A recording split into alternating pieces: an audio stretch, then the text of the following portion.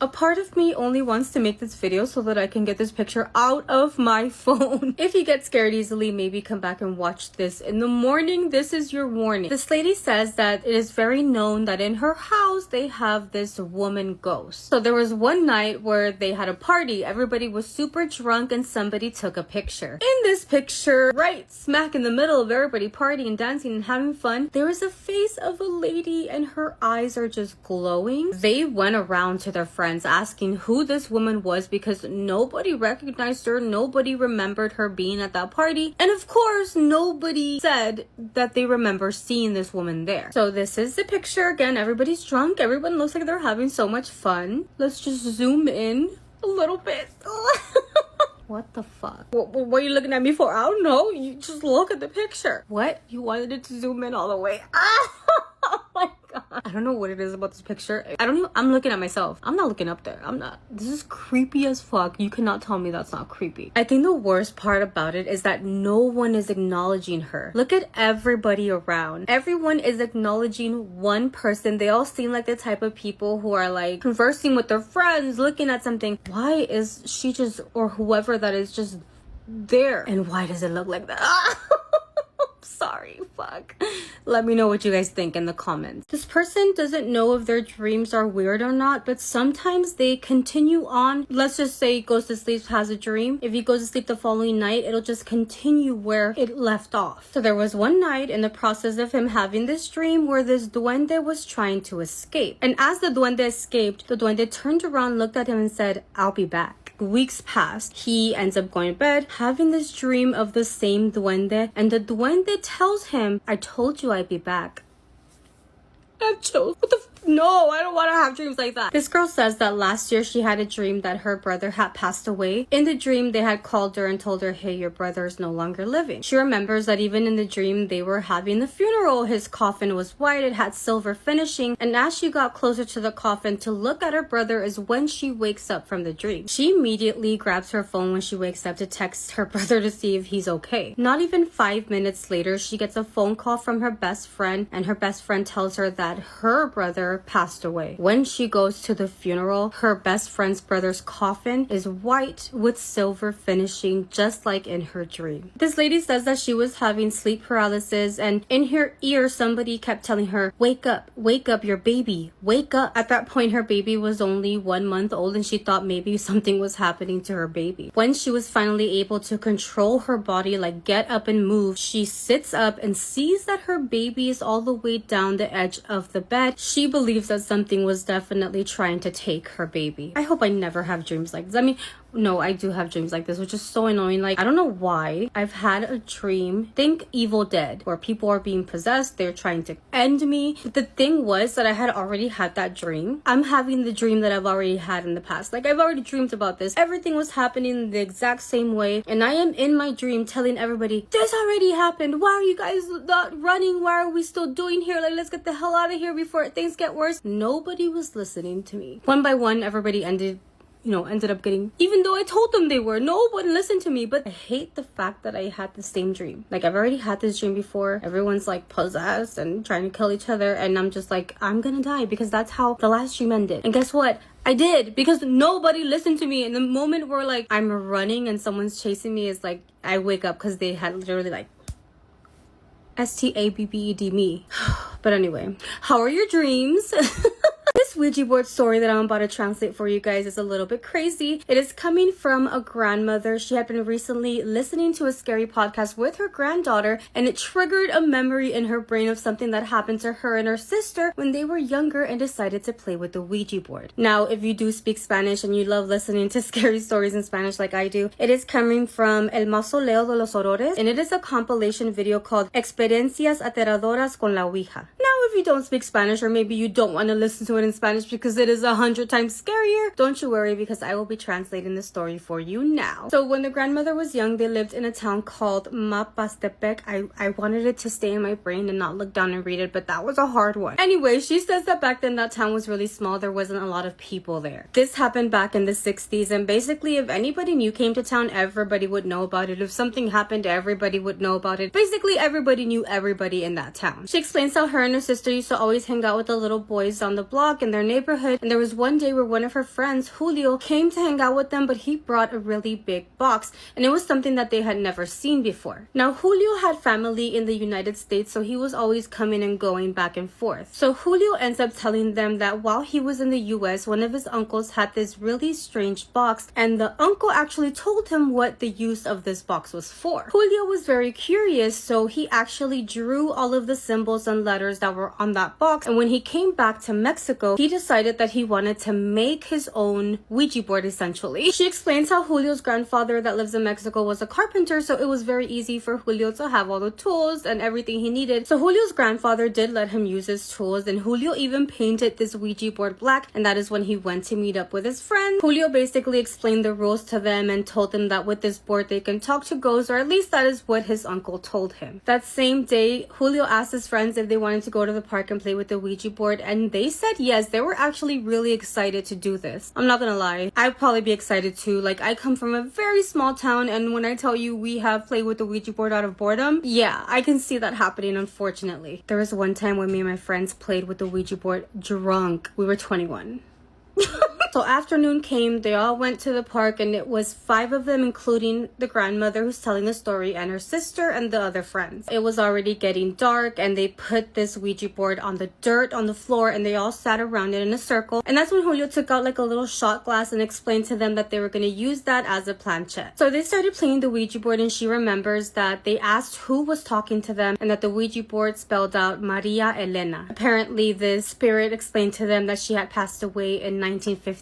She remembers how her and her sister were really scared, but they were also really excited about playing with something like this. After some time, it did get really late, and Julio asked any of them if they wanted to take it home, and that maybe they could all take turns taking it to their own houses and playing it in their own homes. The grandmother and her sister were kind of excited, and they were like, yes, we want to take it home. Can we go first? So Maria Elena never actually responded to any other questions, so they all decided to get up. They said goodbye to each other, and they all went to their homes, her and her sister taking the Ouija board with them. She explains how around that time their parents would always make them go to bed early, so as soon as they got home, they had dinner, they took a shower, and they went to their bedrooms to go to sleep. When she goes into her bedroom, she remembers she put the Ouija board in this cardboard box that she had next to her bed. So she lays down, she's going to bed, and as soon as she was about to fall asleep, she hears somebody knocking on her door. Obviously, she asks who it is, she tells them to open the door, and nobody does, but she also thought it was weird because nobody in her house knocked on her door before entering. They would just simply open the door and walk in. Since nobody said anything or walked into her bedroom, she decided to lay back down and go to sleep, and that is when she hears the knocking again, but this time because she was fully awake, she realized that it wasn't somebody knocking on her wooden door because she heard the knockings really close to her bed. Again, this is back in the 60s, and she said that she didn't have a normal night lamp that we do. It was like those petroleum lamps that she lit it up and was looking around her room. I don't know why that scene just reminded me of the movie The Others. Have you guys seen it? So she's looking around her bedroom, and obviously there's no other door there, so nobody could be knocking anywhere else, and that is when she points her lamp towards the Ouija board that is in the box. She explains how it didn't even cross her mind that that knocking could be the Ouija board, but when she has her lamp lighting up the Ouija board in this box, that's when she started to hear the knockings again, and she knows it's coming from the Ouija board because they were knocking so hard that that Ouija board was shaking and making that cardboard box shake with it. This box with the Ouija board moves like 3 inches, and it was 3 knocks coming from that Ouija board. She immediately gets spooked out, so she runs into her sister's room. She tells her what happened, and her sister just tells her to lay in the bed and go to sleep with her. I was about to say my sister would have told me to get my fucking ass back to my room, but no, because I remember when I was scared. My sister's 4 years older than me. I remember I would wake up scared and tell her there's somebody in the closet. My sister, maybe she was scared, who knows, but she would get up, turn the light on, open the closet, and be like, there's nothing in there. This bitch was not scared of anything. Till this day, my sister is, yeah, she's not scared of shit. I wish I had that courage. I'm a Cancer. My sister's a Leo. Imagine having an older sister that's a Leo as a Cancer. That bitch ran a strict program in our house. They really didn't do anything about the knockings and the Ouija board, but the following morning they did meet up with their friend Julio and told them what happened at nighttime. She explains how Julio looked at them and said, "Oh man, I'm so sorry. I didn't think that they were gonna scare you guys too. Scare you guys too? I would have broken that Ouija board across Julio's face, because what the fuck do you mean scare you guys too?" He explained to them that ever since he made that Ouija board and had it in his room because he decided to play with it by himself at home, he wouldn't stop hearing somebody knocking. Interesting, Julio. When Julio started saying this, he got the Ouija board and he was explaining to them that this is what I hear.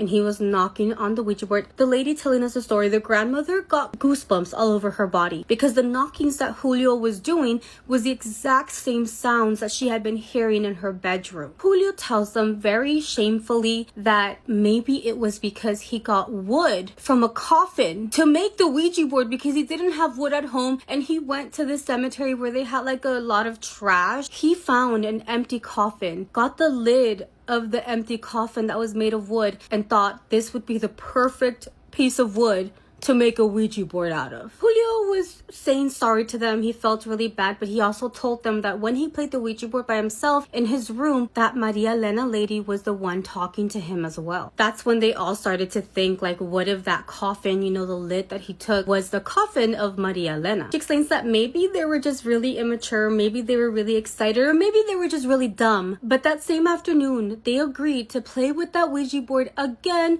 with Julio. Julio couldn't convince me to play with that thing again. Never mind. I wouldn't play with it or touch it, but I would want to be around. I'm so nosy. I would just want to be like, what is Maria Elena saying? What is she saying? What did she tell you? I'm not going to touch it, but like if you touch it and I'm around, maybe you can give me the info.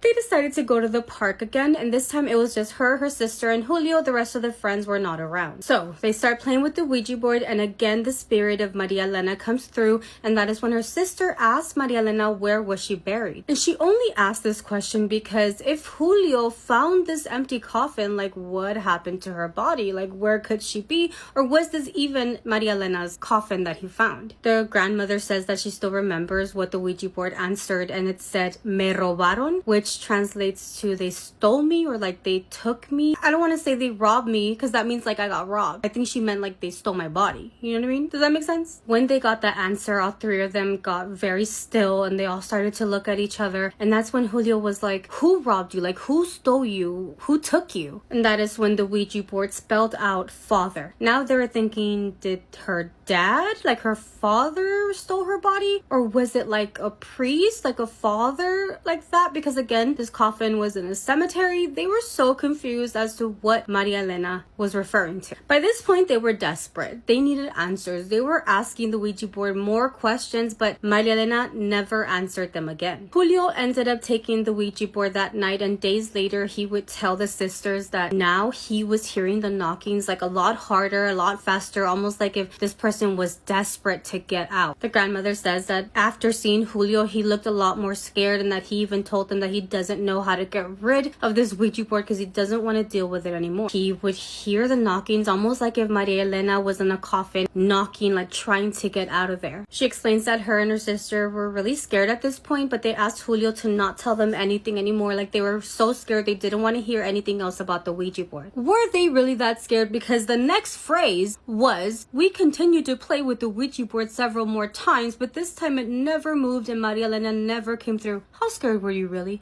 You told this boy you were so scared, but you went back and played with it some more? Anyway, they played like 2 or 3 more times with Julio, and then Julio went on vacation to the US.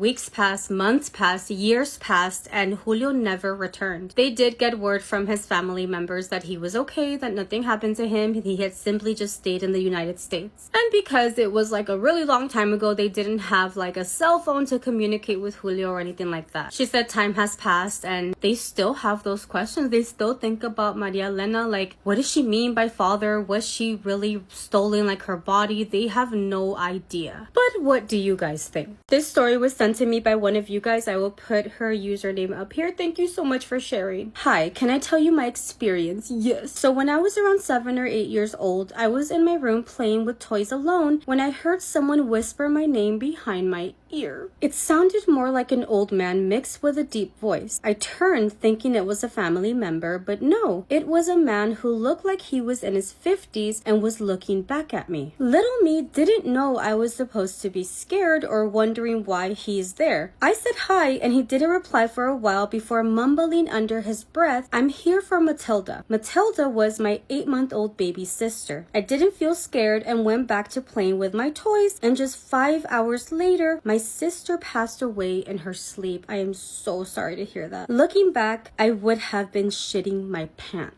That is so sad. I'm so sorry. But now I'm like wondering if maybe that was like a family member that you had never met who was coming for your sister. I mean, I feel like even as a kid, you are scared of things. Like I know me being a kid, I was scared of things. Maybe being that you weren't scared of this man is a good sign. That is so strange though, especially because you still remember like that man. But what do you guys think? This is a list of things that people have done to their partners when they're mad at them. And don't worry, these are not replacing the scary story videos. This is just an addition. This is a little bonus, you know, giving you some chisme. So this girl says that during the pandemic, her and her man had gotten into a fight, so he left the house and went over to his friend. She called the police and told them that at the friend's house there was a party happening. The police ended up going and he had to go back home. This girl says that her boyfriend was gonna go play soccer with his friends and they had just gotten into a fight. He asked her for a pill because his legs were hurting and she ends up giving him a sleeping pill. Yeah, he didn't go to that soccer game that day. Now this girl says that her and her boyfriend had gotten into an argument and that she started crying and that he looked at her and says, "Oh, now you're gonna start crying," and that she said, "Yeah, I'm gonna cry and so are you." She ends up getting this body spray that she had, sprays his eyes. She said he almost went blind, but yeah, he did end up crying just alongside with her. Why do these feel kind of illegal? All of these feel just like a little bit illegal. This girl says that she was asleep next to her man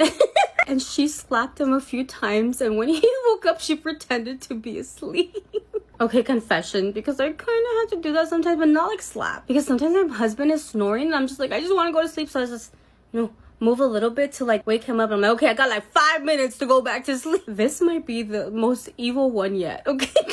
This girl says that she lives with her boyfriend and every night he has like really bad nightmares that the devil comes for him, so she always wakes him up so that he's not like suffering. Well, this particular night they went to sleep mad at each other. She realized that he was having those nightmares with the devil and she decided not to wake him up so that he could suffer. Let me know if you want to hear more of these. The doctor said that this boy didn't have a chance to live, so the grandmother made a pact with La Santa Muerte. Look at the cute hoops I got at TJ Maxx. They're little ghosties. So this guy says that sometimes when he shares this story, it's really hard for him to do because it does involve someone that he loved and cared for so much when he was little. He explains that when he was younger, he was really sick and it was something to do with his lungs. He remembers spending a lot of time in and out of hospitals. His aunts and uncles and his mom would take turns staying with him at the hospital, and it was because the doctors really didn't give them any hope of him living. There was a moment where the doctors basically came up to his family and told them that they needed to prepare for the worst. The one that was suffering the most because of this was his grandmother. His grandmother was a very religious woman. She would go to church. Obviously, he's older now, and his family would tell him that when this all was happening, the grandmother hardly ever slept, that she would stay up all night just praying for him. It even got to the point where the grandmother had lost so much weight that she was literally just worried about what was going to happen to her grandson. And apparently, it was around that time where these weird dreams started happening. His mom was the only person that the grandmother trusted and told what was happening. The grandmother told his mom that she was having dreams of La Santa Muerte, but that when she would see her in the dream, she didn't feel scared. She didn't feel like she was something bad. In the dream, La Santa Muerte felt like something really calm, really peaceful, and that she went up to her and started talking to her. In the dream, La Santa Muerte told the grandmother that there was no hope for the boy and that it was going to end up really bad, but that there was still a possibility to save him. The grandmother didn't really think much of the dream, but she thought that was just a weird dream that I had. It wasn't real until like a few days later she had another dream. In the new dream, La Santa Muerte appeared again and told the grandmother again the same thing. After that second dream, it left the grandmother feeling really uneasy until she had a third dream with La Santa Muerte again. In this third dream, the grandmother tells his mom that La Santa Muerte spoke more clearly and urgently and tells her, "Hey, this is your last chance. If you agree to come with me when the time comes, I will help you save your grandson." By that point, the doctors were really insistent with the family, telling them there's no hope, he's not going to live, and everything just got really intense. Apparently, the grandmother agreed to this pact with La Santa Muerte, and it wasn't because she wanted to die, it was because she wanted him to live. How she would give up anything just for him to have a life. Now, the weird thing was that after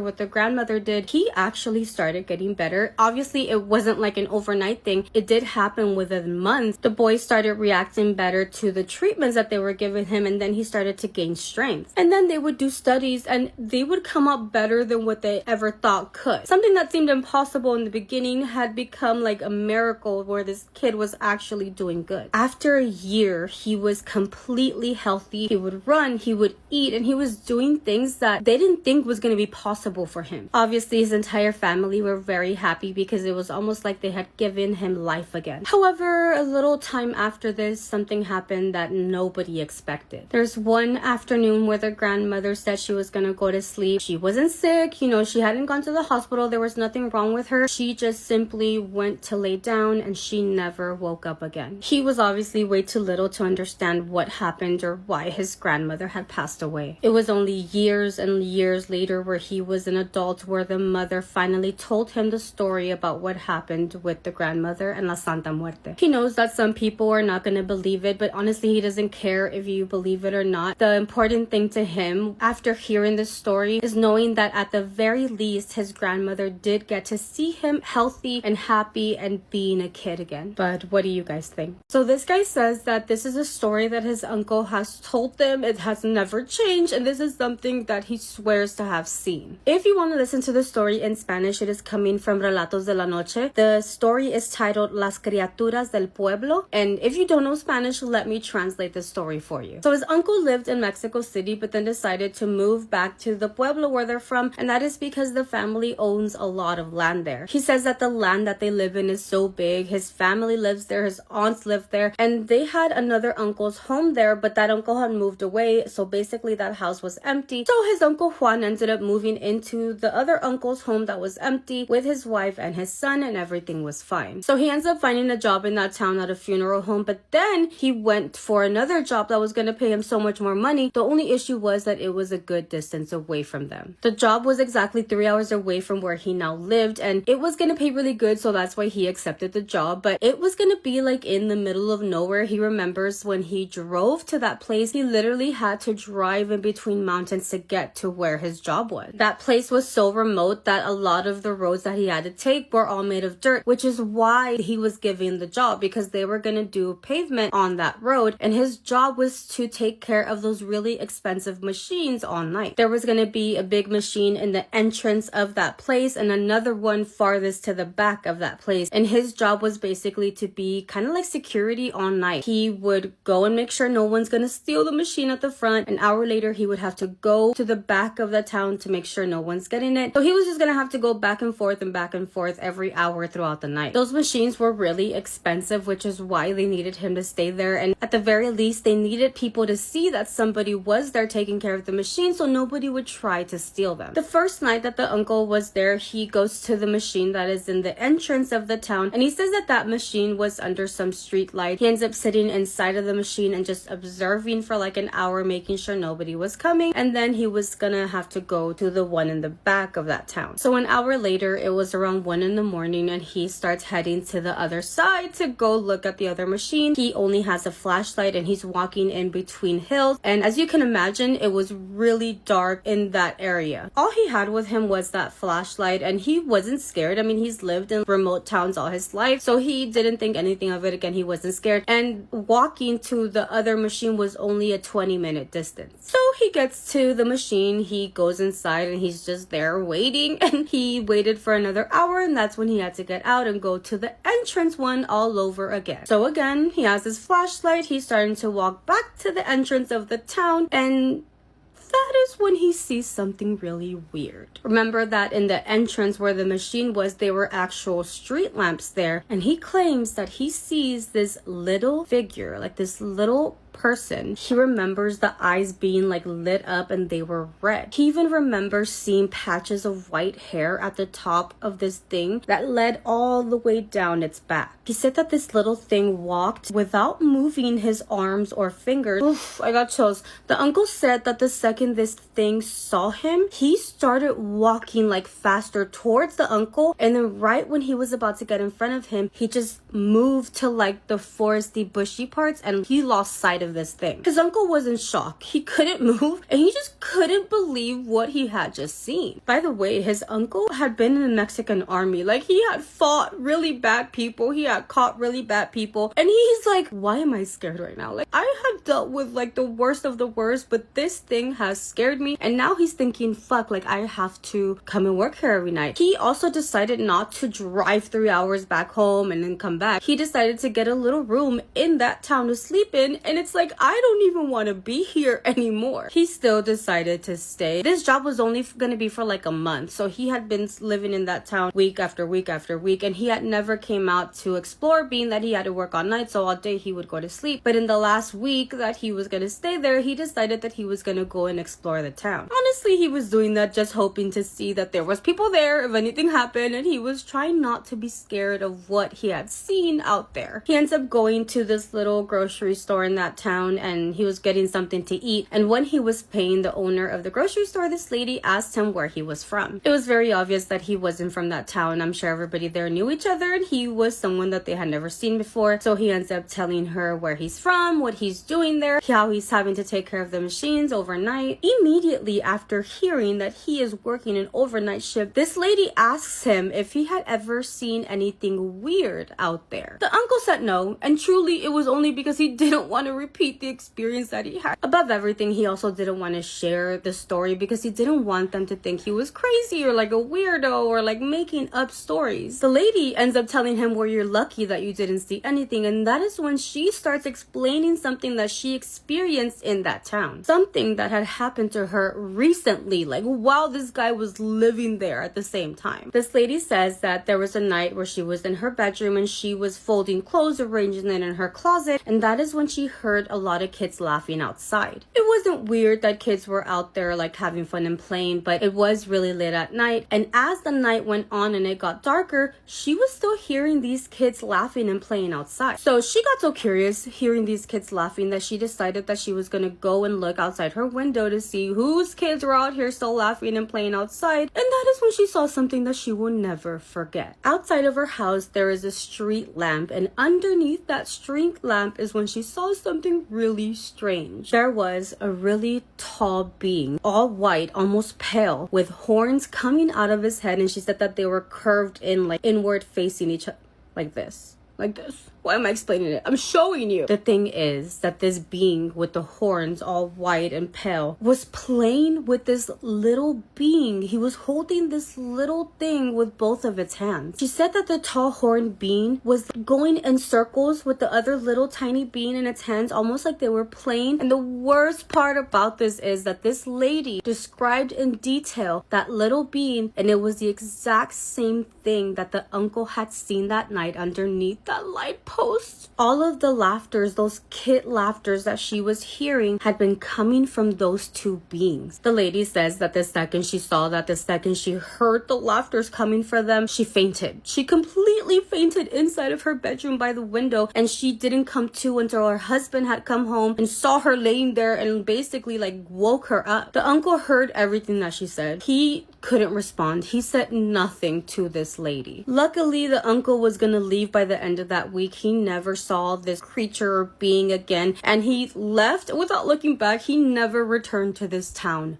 again. I would have left the day that I saw that being. I would have wished that somebody was stealing that machine so that I can go with them. Like, I'll steal it with you and take me out of this town, because what the hell? Also, like the horned thing, like with the little thing in its hands and going in circles like they're playing and laughing in the middle of this town, not caring if anybody saw them. Like, excuse me, but I will not live there. I will not be living there. Anyway, what do you guys think? Paranormal stories with evidence. So this person works as a security guard for this cancer institution. This picture was actually taken where the department for children was in this building. And let me just show you the picture. So one of the security guards noticed this in the TV that was off, and they took a picture of it because it looks like there is a child sitting on one of the chairs. Here is a closer look. I know you didn't ask for a closer look, but I'm trying to see. I feel like it's also just a little sad and not so scary because it's like the cancer building in the children's department, and hopefully it's not a child that passed away there. I don't even know what they do there. Let's look this up. A Children's Cancer Institute diagnoses and treats pediatric cancers, conducts clinical research to find cures, and provides complete family support. These specialized centers focus on unique childhood diseases like leukemia, brain tumor, and solid tumors. That is so sad. I would hope that security guards who work at a cancer center would never joke around about seeing a child ghost and take a picture like this, I feel like. But what do you guys think? So one of you guys sent this to me, and it's because they need our advice. Hi Letty, I would love if you would share the story so we can get some opinions, advice, or answers, but I would like to stay anonymous. My cousin told me that she's been seeing owls everywhere she goes. At first she thought nothing of it, but as the sightings progressed, it brought a very strange feeling and it didn't feel right to her. It has been going on for a few months. Our grandfather just passed away last week suddenly and out of nowhere. My cousin and her brother, who she was inseparable with, they shared friend groups, their partners were close, etc., were estranged and in a long time fight and were not speaking for a few months. On the night my grandfather died, they decided to have a long talk to make amends so that they can handle the grief and loss of our grandfather together. My cousin brought up to her brother that she noticed the owls and feels heavy and not right when she sees them. He said, well, I have to tell you something. Sometime before this, he went to a party with friends, got super intoxicated, and wanted a cigarette. No one had one, but the owner of the house said, I have a box here, but it's kind of an offering. It's up to you if you want one. Her brother hesitated at first, but then said, screw it, and took it. Because he was drunk, he said he was insulting the statue and making bad remarks toward it, to the point other party goers said, okay, that's enough, settle it down. It was a statue of La Santa Muerte. My cousin was so upset and got very scared hearing the story. After the brother and sister talk, they walked back towards our grandfather's house, and there was an owl on the roof staring down at them. Is this owl a bad omen? Is this from him cursing La Santa Muerte? What are thoughts and opinions?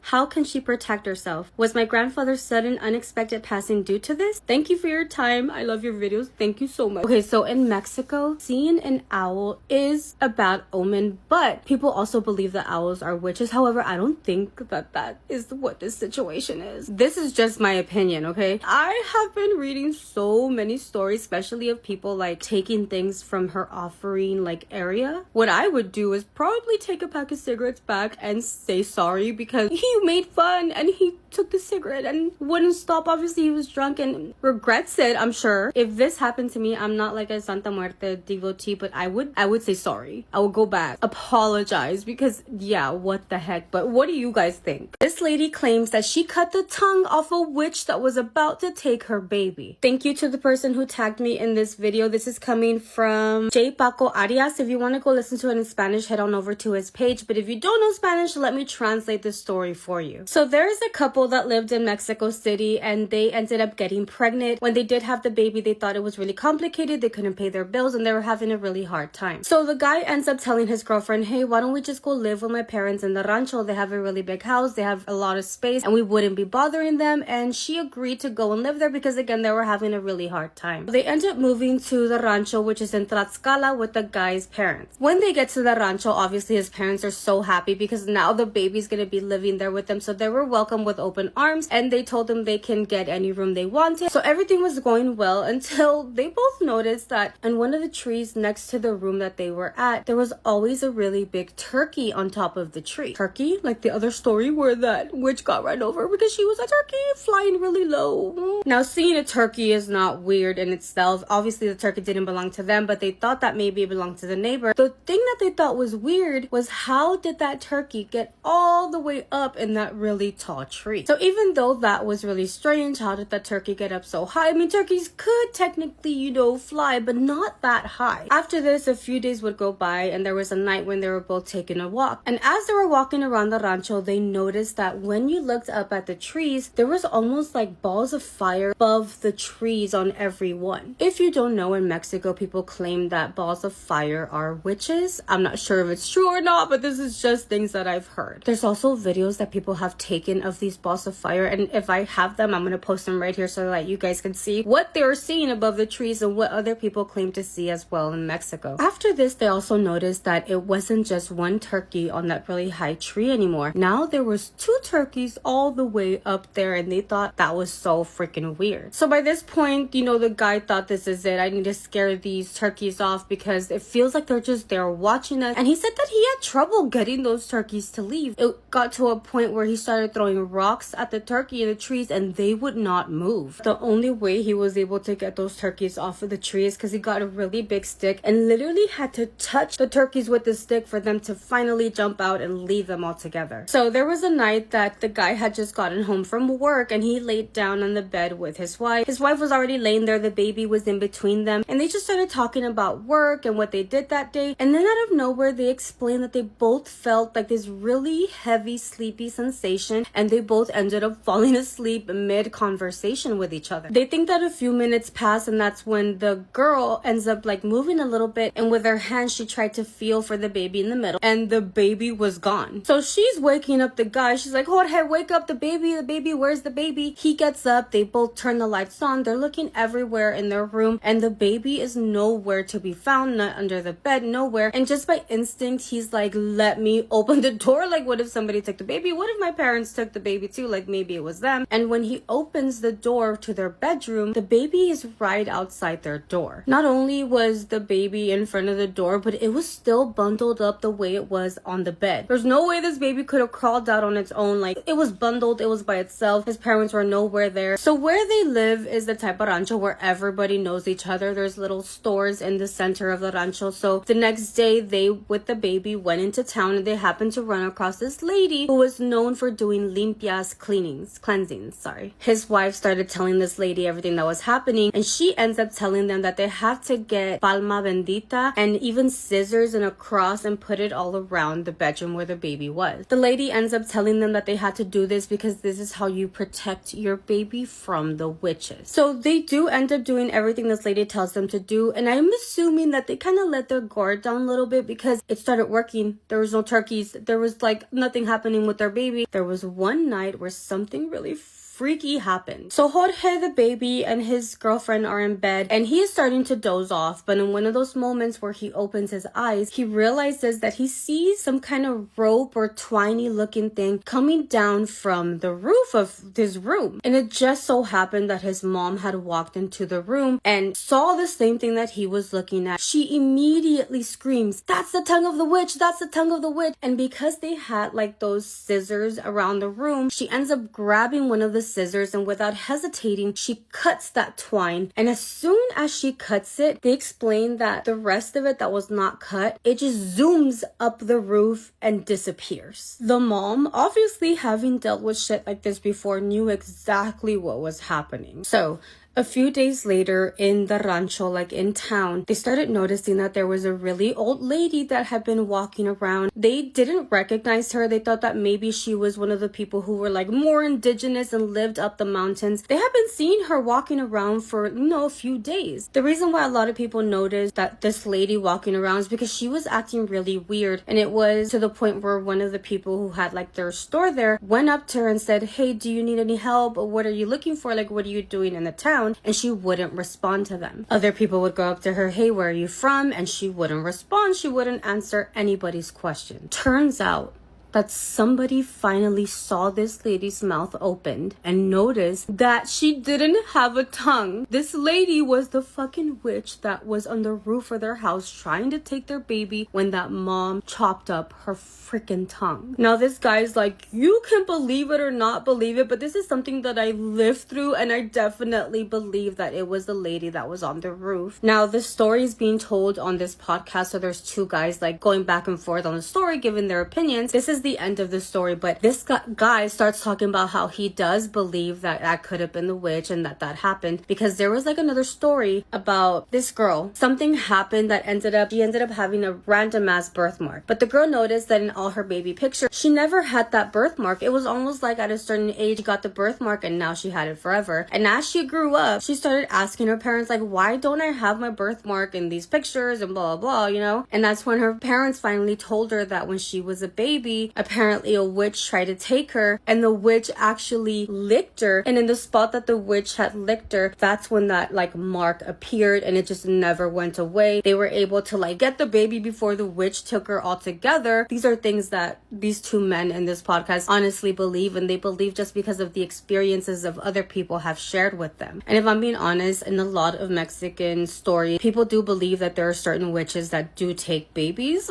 Think hocus pocus up in that bitch. But anyway, what do you guys think? The scariest things that happened in the morgue, story time. Jennifer had been working night shift in a morgue around 5 years when this happened. Her job was to watch over the morgue all night and make sure nobody broke in or messed with the bodies. That evening, the police bring in a female, a young Jane Doe in her early 20s with long black hair. So Jennifer and a co-worker named Ben roll the Jane Doe into a refrigeration room, but they realize all the drawers are full except for one, number 3. Drawer number 3 had a sign on it that said, out of order, do not use. But they didn't have anywhere else to put the Jane Doe, so they had to put her in drawer 3. They get settled in, they start doing their paperwork, and around 10 o'clock, they hear this weird scratchy sound. Jennifer says, did you hear that? Ben said, yeah. So they start walking down the hallway looking for that noise, and it leads them to the refrigeration room. Drawer number 3 has been opened up about 6 inches. They both question, how the hell did that happen? We know it wasn't either of us because we were both sitting in the office together. So Jennifer pulled the drawer open and saw that Jane Doe still laying there, perfectly intact, except her fingers are not crossed like they were before. Everybody they put in those drawers, they would interlace their fingers like this, but Jane Doe's arms were laying flat beside of her, so Jennifer put her fingers back in this position and closed the drawer. Ben wrapped a rubber band around the door latch and even pulled it hard several times to make sure it wouldn't pop open on its own, and then they went back to work. Later in the night, about 12 o'clock, again they hear that same scratching noise, except this time it's louder. It's coming from the refrigeration room, so they both go back in there, and again the drawer is standing open, except this time her body's exposed. Jane Doe is still laying there, but her arm is hanging off the side of the drawer, so Ben checks her for a pulse, but does not find one. Her eyes are milky white, her skin's blue, she's in the first stages of rigor mortis. They confirm she's dead. So Jennifer and Ben put her arm back in,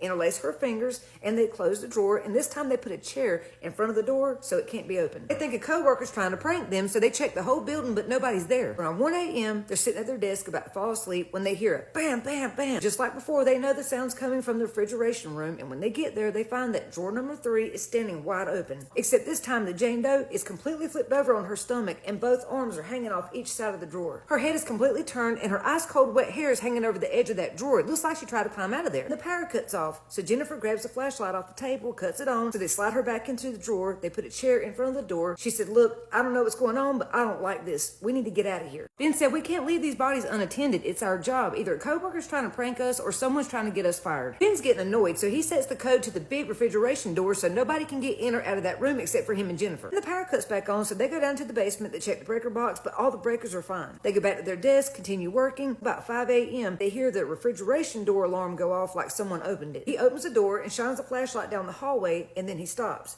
Jennifer said, what is it? What do you see? Ben said, I don't know what that is. And when Jennifer looked out into the hallway, she saw black hair hanging from the ceiling. Jane Doe was on the ceiling. They shut their door back. Jennifer grabs the phone. There's no dial tone. Ben said, what the hell was that? A demon or something? Is Jane Doe a demon? For the next hour, they hear scratching, stomping, door slamming, whispering, laughing, up until 6 a.m. when the morning shift comes in. Their supervisor walks in, knocks on the door. She said, what are y'all doing locked in here? Jennifer and Ben said, we had to lock ourselves up. Jane Doe kept crawling out of drawer 3 all night. We used a rubber band, a chair, we locked the door, we tried everything to keep her in drawer 3, but they took their supervisor down to the refrigeration room, opened the door and said, see, it's drawer number 3.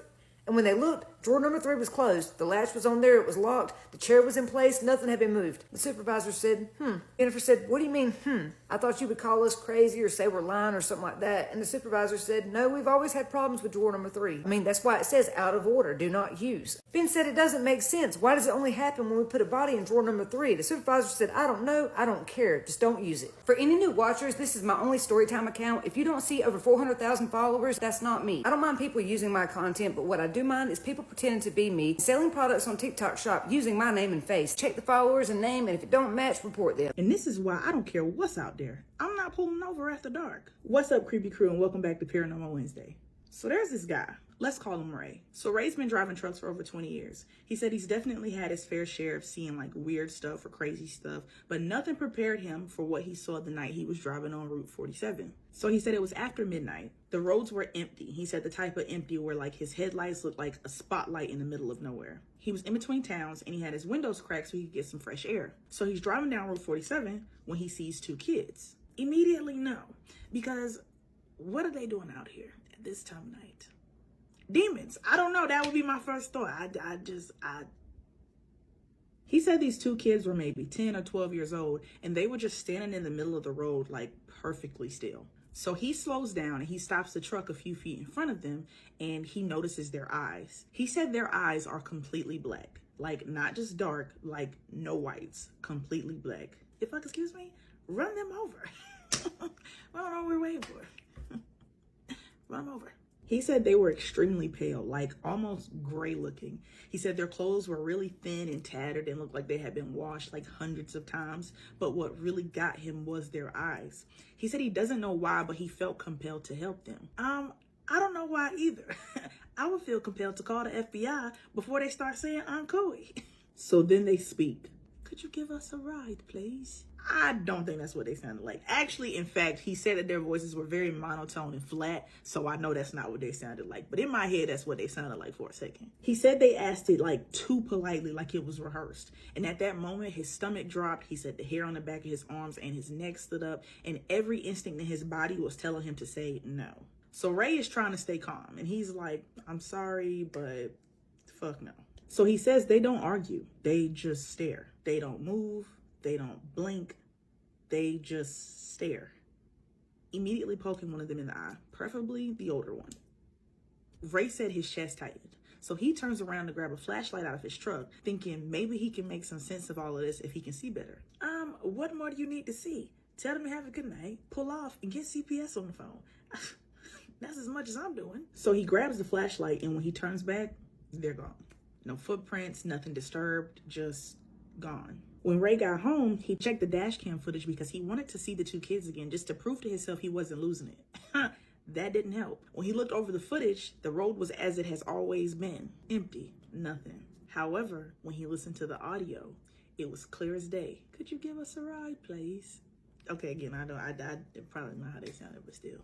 Two little voices in the dead of night. Ray said he hasn't been able to sleep since. He said he doesn't know what or who he saw, but he will never forget those eyes. Y'all stay safe out there. And this is why I be ready to ask everybody for a form of ID when we meet. So there's this woman. Let's call her Sarah. So Sarah says this story takes place a long time ago, well before cell phones were prevalent. So one day, Sarah was taking her 1-year-old and 3-year-old to the doctor's office, which was about an hour away from their home. The doctor had just got a new building right off the highway, so it was quite an isolated area. She said when she gets to the doctor's office, her black Jeep is one of the only like 4 or 5 cars in the lot. She parks near the front door, gets the kids inside. They're in the doctor's office for about an hour and a half, and then they leave.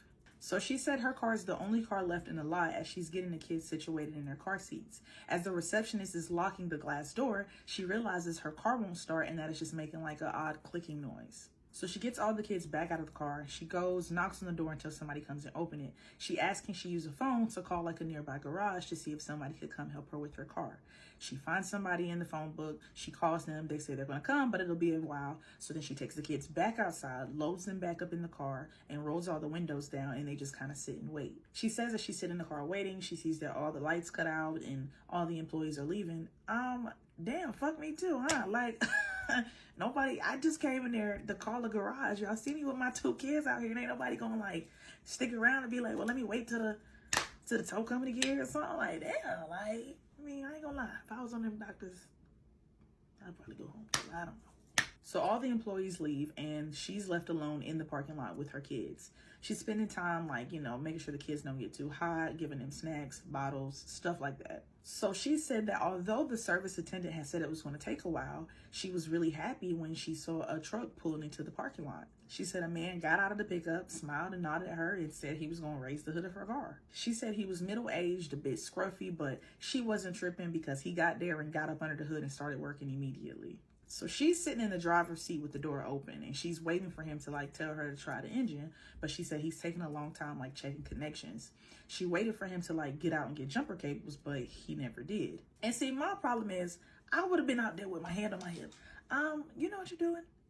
Because I think the battery's dead. You don't got no jumper cables. You don't got, and see, that's my problem. So without getting out of the car, she kind of yells out like, hey, like, what's wrong? What's taking so long? And he's like, oh, it's not the battery. Like, it's some couple of wires or whatever. And she says she can't see his face, but she can slightly see his hands moving around through like the little slit of the car. So she says more than once, he's like, oh, it's just a loose wire. You should just come up here and let me show you what it is so it doesn't happen again. You don't need to show me a goddamn thing. You're the mechanic. If it do happen again, what the hell I'm gonna do? I don't need to see that. I don't need to see it. Why are you trying to get me up there? So she's like, no, like, it's fine. You ain't got to show me nothing. I don't know nothing about cars anyways. She says, thank you. And she keeps waiting in the driver's seat. And she's just waiting for him to tell her, like, go ahead and crank the car up. She says she remembers thinking that he was flirting as he was speaking to her. But she's trying to be kind because, you know, like, this is the man fixing her car. She says she hot, she tired. Her titties probably sweating. And she really just trying to make sure the kids is good. So she said things started to get a little weird when it seemed like he was frustrated with her because she wouldn't get out the car and come look. So she's thinking like, damn, I don't want to piss him off and have him leave me out here by myself when the sun about to go down. So then another truck pulls into the parking lot. And as it does, this nice man working under the hood slams it shut, runs back to his truck, starts it up, and peels out of the parking lot without saying a word. If I excuse me, where are you going? Better question, who are you? My first thought would be, who's pulling up in this truck that's got you running off? Is this the mafia or something? Should I be concerned? Now I'm nervous. I'm concerned. But what can I do? My car won't start. So Sarah said at this point, she's feeling a little frightened, and she's also a little like offended. Like, dang, like, why would he jump in his car and leave and not know who this is pulling into the parking lot? Like, it would be a nice thing for him to at least introduce me to whoever this is pulling up or something, or make sure I was okay with my two kids. She's looking around. She's realizing that the sun is setting. There's no cars on the road. There's no houses. There's no open businesses. And she's getting a little paranoid at this point, as she should be. So as this new pickup truck pulls up next to her, she gets out of the car again, this time a bit more apprehensively. As she got out, he did too. And he immediately introduced himself, said that he was the person she spoke to on the phone, and his voice matched who she spoke to on the phone. So who the hell was that other man? So this guy actually calls her by name, and he apologized for being so late. And then he asked her, like, well, who was that guy that just peeled out of the parking lot in the pickup truck? So Sarah's like, I thought it was you. And they both kind of like awkwardly laugh. Not shit is funny. Not a damn thing is funny. It's nothing to laugh about here. This is a serious matter. Because it wasn't you. So who was it? But he grabs his jumper cables, he goes to the front of the car, pops the hood, and gets to work. So Sarah sits back in the driver's seat. She's like, okay, he about to get to work real quick. The AC finna be blowing soon. So she's waiting for him to tell her to crank that car up. So she's tending to the children and her back is turned, and he walks up to the driver's door and kind of startles her. So confused, he's like, ma'am, is this yours? And she looks at his hands, and he's holding this long, thin, like, dagger. She says it's about 1.5 feet in length. I would probably pass out, wake back up because of my kids, look at the knife again, pass out again. I don't know. I would think this was a ruse for him to, that would be my first thought. It would. She said it was really old and covered in rust. And then on one end, it had like little circles as if you would put your fingers in there. So it was a mix of like a sword and scissors at the same time. I don't know what kind of device this is. I have not seen it. I'm gonna look it up after this. So Sarah says that she's amazed but not frightened. If I excuse me, I'm terrified. She asked him where he found it, and he says up under the hood. Wee woo. So Sarah's like, oh my God, like, I've never seen those before. How crazy. They must have been like just stuck under my hood for all these years. Sarah, when you shake your head, do you hear rocks? So he's just standing there holding them like, okay. And Sarah's like, she don't give a damn. She just ready for him to finish up so they can get this car started, turn this AC on, and she can get the hell on. Yes, but also, I feel like we should be a little worried. I feel like we should be a little bit worried. So he doesn't say anything else. He just puts them on the ground on the curb. He gets in his truck and tells her to start her truck, and it cuts on and the AC is full blast. She rolls up the window and she gets out the car to pay him. So now both of the cars are running, and he gets out and walks around back to her driver's side. But instead of handing her the bill, he goes and picks up the things off the ground again. And she said this irritated her a bit because she's ready to go. Now, Sarah, I understand that you're ready to get out of there, but I don't know. I just feel like there should be a little bit more concern. You know what I'm saying? So he's like, ma'am, I want you to look at these one more time. You sure you don't recognize these? And she look him up and down and she like, no. It was no then and it's no now. And he's like, listen, I need you to understand. These weren't stuck in the engine somewhere. They was laying right there on top, so that means they must have just got put there, girl. And Sarah's still in denial. She's like, yeah, but look at them. They're like old and rusty. And he's like, look at how sharp these are. These were clearly just sharpened. And I know he got to be irritated at this point because, ma'am, what's not clicking for you? These have not just been stuck in your engine for years. Be for real. And Sarah looks at him and she's just like, oh yeah, you're right. And she gives him his money. And before he walks away, he's like, ma'am, I don't know what was about to go down here, but I'm glad that I pulled up when I did. So he's like, I think you should call the police. And he asks her where she wants to put this item. She's like, she don't want to touch it. She really don't want to take it at all, but she rolls down the back window for him to put it inside. Hope y'all didn't put it back there with them kids. Maybe on the floor. Maybe on the floor. So they both left, and she said it took her an hour to get home. And when she got home, she did in fact call the police. However, she said like they told her they didn't want her to bring in the dagger-like item. And that's why you should have called the FBI, because they would have came to your house and picked it up. Express delivery. Picked up. You know what I'm talking about. She said the officer that she spoke to said they sounded like specialized surgical shears. Try saying that 3 times fast. But he just seemed like it wasn't that big of a deal and it wasn't that important and he really didn't give a damn. Sarah said she tried not to touch the surface because she didn't want to leave fingerprints in case they wanted to leave prints. But again, they never came and picked them up. As she wraps up the phone call with the officer, he's basically like, well, sounds like you got lucky. Keep the shears for a few days just in case. But she said that was all. She ended up wrapping them in like a newspaper and sticking them up in storage in their house. And they stayed there for a few years until they later moved. And she threw them away because she didn't want to take them with her to the next place. She said she often wonders what could happen if the other pickup truck didn't pull up when they did. She said usually she's super aware, but because she was hot and tired and being a mom, she was just distracted and wasn't on her P's and Q's. Sarah said that her friends and family are always reminding her that her lack of paying attention and her car problems could have easily cost her life that day, which is true. I'm so very glad that she made it out of that situation okay, and that the other guy came when he did, because who knows what that first man was planning. People are nuts. Anyways, y'all stay safe out there. Okay. I don't even want to tell this story. I'm like kind of nervous, but I think enough time has passed. Okay, I feel safe to tell it. It's a crazy story. This is the story of the time I got stalked. Basically, this happened my first year of university, and later it's kind of crazy because I found out that people were being around that time at these locations. So I'm not really sure what happened, so you guys will tell me what you think, but super sus. So let's get into the story. It's crazy. So it's my first year of university. It's the first week of school. Me and my friend are walking just a couple of streets away from school with our backpacks, you know, just at like 4 p.m. about. All of a sudden, my friend like trips on the street, literally trips over her own 2 feet and almost falls, but catches herself. So I start laughing. And then all of a sudden she's laughing. This guy behind us starts laughing too and joins in. And he's like, are you okay? And she's like, oh yeah, I'm okay. You know, chimes in and we're all laughing together. And he's like, wait, do you guys go to this university? I think I saw you guys there on campus earlier. So we're like, yeah, like it's our first week. Like, how about you? Do you go there? He's like, yeah, me too. He asked what we're studying. We asked what he's studying, blah, blah, blah. We start having like a normal organic conversation, or so I thought. He asks us if we like tattoos.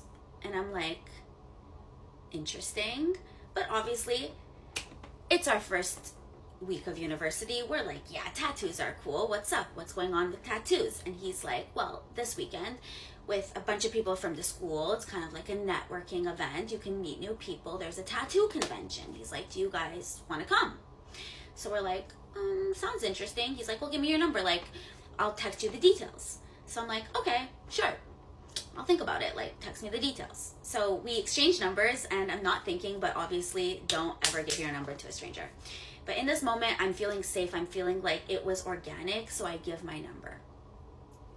Whatever, we say that we have to go home. He's like, oh, where are you headed? I say, oh yeah, like I'm headed in this direction, gonna get the metro and go home. We go our separate ways. Now, I get to the metro or whatever, and all of a sudden my phone starts blowing up.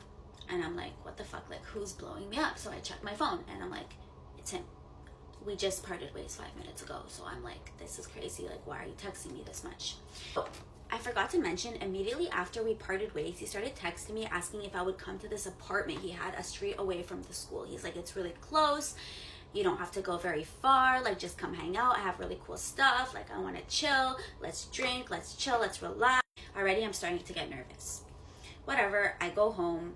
He doesn't stop texting me. Like, literally, he's calling me like 200 times in a row. I'm not even exaggerating. I could not use my phone because my phone was constantly getting a call. So I was starting to get super nervous, and I was telling him to stop. He didn't want to stop, and he was like talking about all these crazy romantic fantasies between us. Maybe I can go more in detail if there's a part 2. But yeah, he starts like getting crazy, talking about like our life together and how we belong together. And I'm like, yo, I just met you 5 minutes ago, and it's just like super off, right? So I'm like, I can't talk to you anymore. Like, leave me alone. He's like, I won't stop texting you. I won't stop calling you unless you give me at least one shot on the phone to hear me out. So I'm thinking like, okay, like, are you going to leave me alone at least if I listen to you? And he's like, yes. So I'm like, okay, I'm going to listen. I don't know, I was desperate because he just wasn't stopping. Obviously, I blocked him, by the way, also. He was calling from other numbers, texting from other numbers, like he was relentless. I give him that little 5 minutes on the phone, and I listen to him, and he tells me that he's super disappointed and that he wishes we could have this thing, but I tell him I'm not interested and leave me alone. So he's like, okay, when I'm disappointed, blah, blah, blah. Maybe tomorrow you'll feel better. I was like, yeah, whatever. Like, no, I won't. Leave me alone. So I hang up, go to bed. Next morning, he's still texting me, but he's not being as crazy. So I'm like, okay, maybe he's understanding. So I decide to just ignore him, and I go to school. But I'm scared to get to school because I'm like, he might like be waiting for me or something. And I'm just like, I don't know. He knows where I go to school. So I make my friend come meet me at the metro when I'm getting to school. So basically, she shows up. He doesn't. So I'm like, okay, maybe he forgot. He's not texting me at this point. So I'm like, maybe he's over it. I do my whole day at school. He doesn't text me. I don't text him. I'm like, thank God, like, I got lucky. Like, he forgot about me. All of a sudden, it's my last class of the day, and it was a late class. It was finishing about 9 p.m. And halfway through the class, it was a long class, he texts me this big Bible paragraph with a photo attached of him shirtless in the mirror, saying his farewells. Basically explaining this life we could have had together, all these fantasies, how we could have had these kids and this perfect fairy tale ending, and goodbye, farewell, and all these, like, this deep message basically bidding me adieu. So I was like, okay, bye. I didn't answer. I'm like, hey, maybe he's just done. Amazing. So I was just like, whatever. That night after class, I go to the metro, and he's literally waiting for me in front of the metro, like, arms crossed against the rails, like blocking the entrance. So I'm like, oh fuck. So I scan my card on a nearby opening next to where he is, and I like dart down the escalator. I literally run down the escalator, and he starts to chase me immediately. People around us are like, what's going on? Are you okay? I'm like, no, I'm not okay. I don't know this guy. He is chasing me, blah, blah, blah. He's literally chasing me down and like pushing people, screaming, yelling at me, insulting me, and I'm like getting freaked out. Anyways, we get down the escalators and we get into the metro station. It's super crowded. All of a sudden I start to like weave through the people because I'm like, I need to lose this guy. He starts chasing me.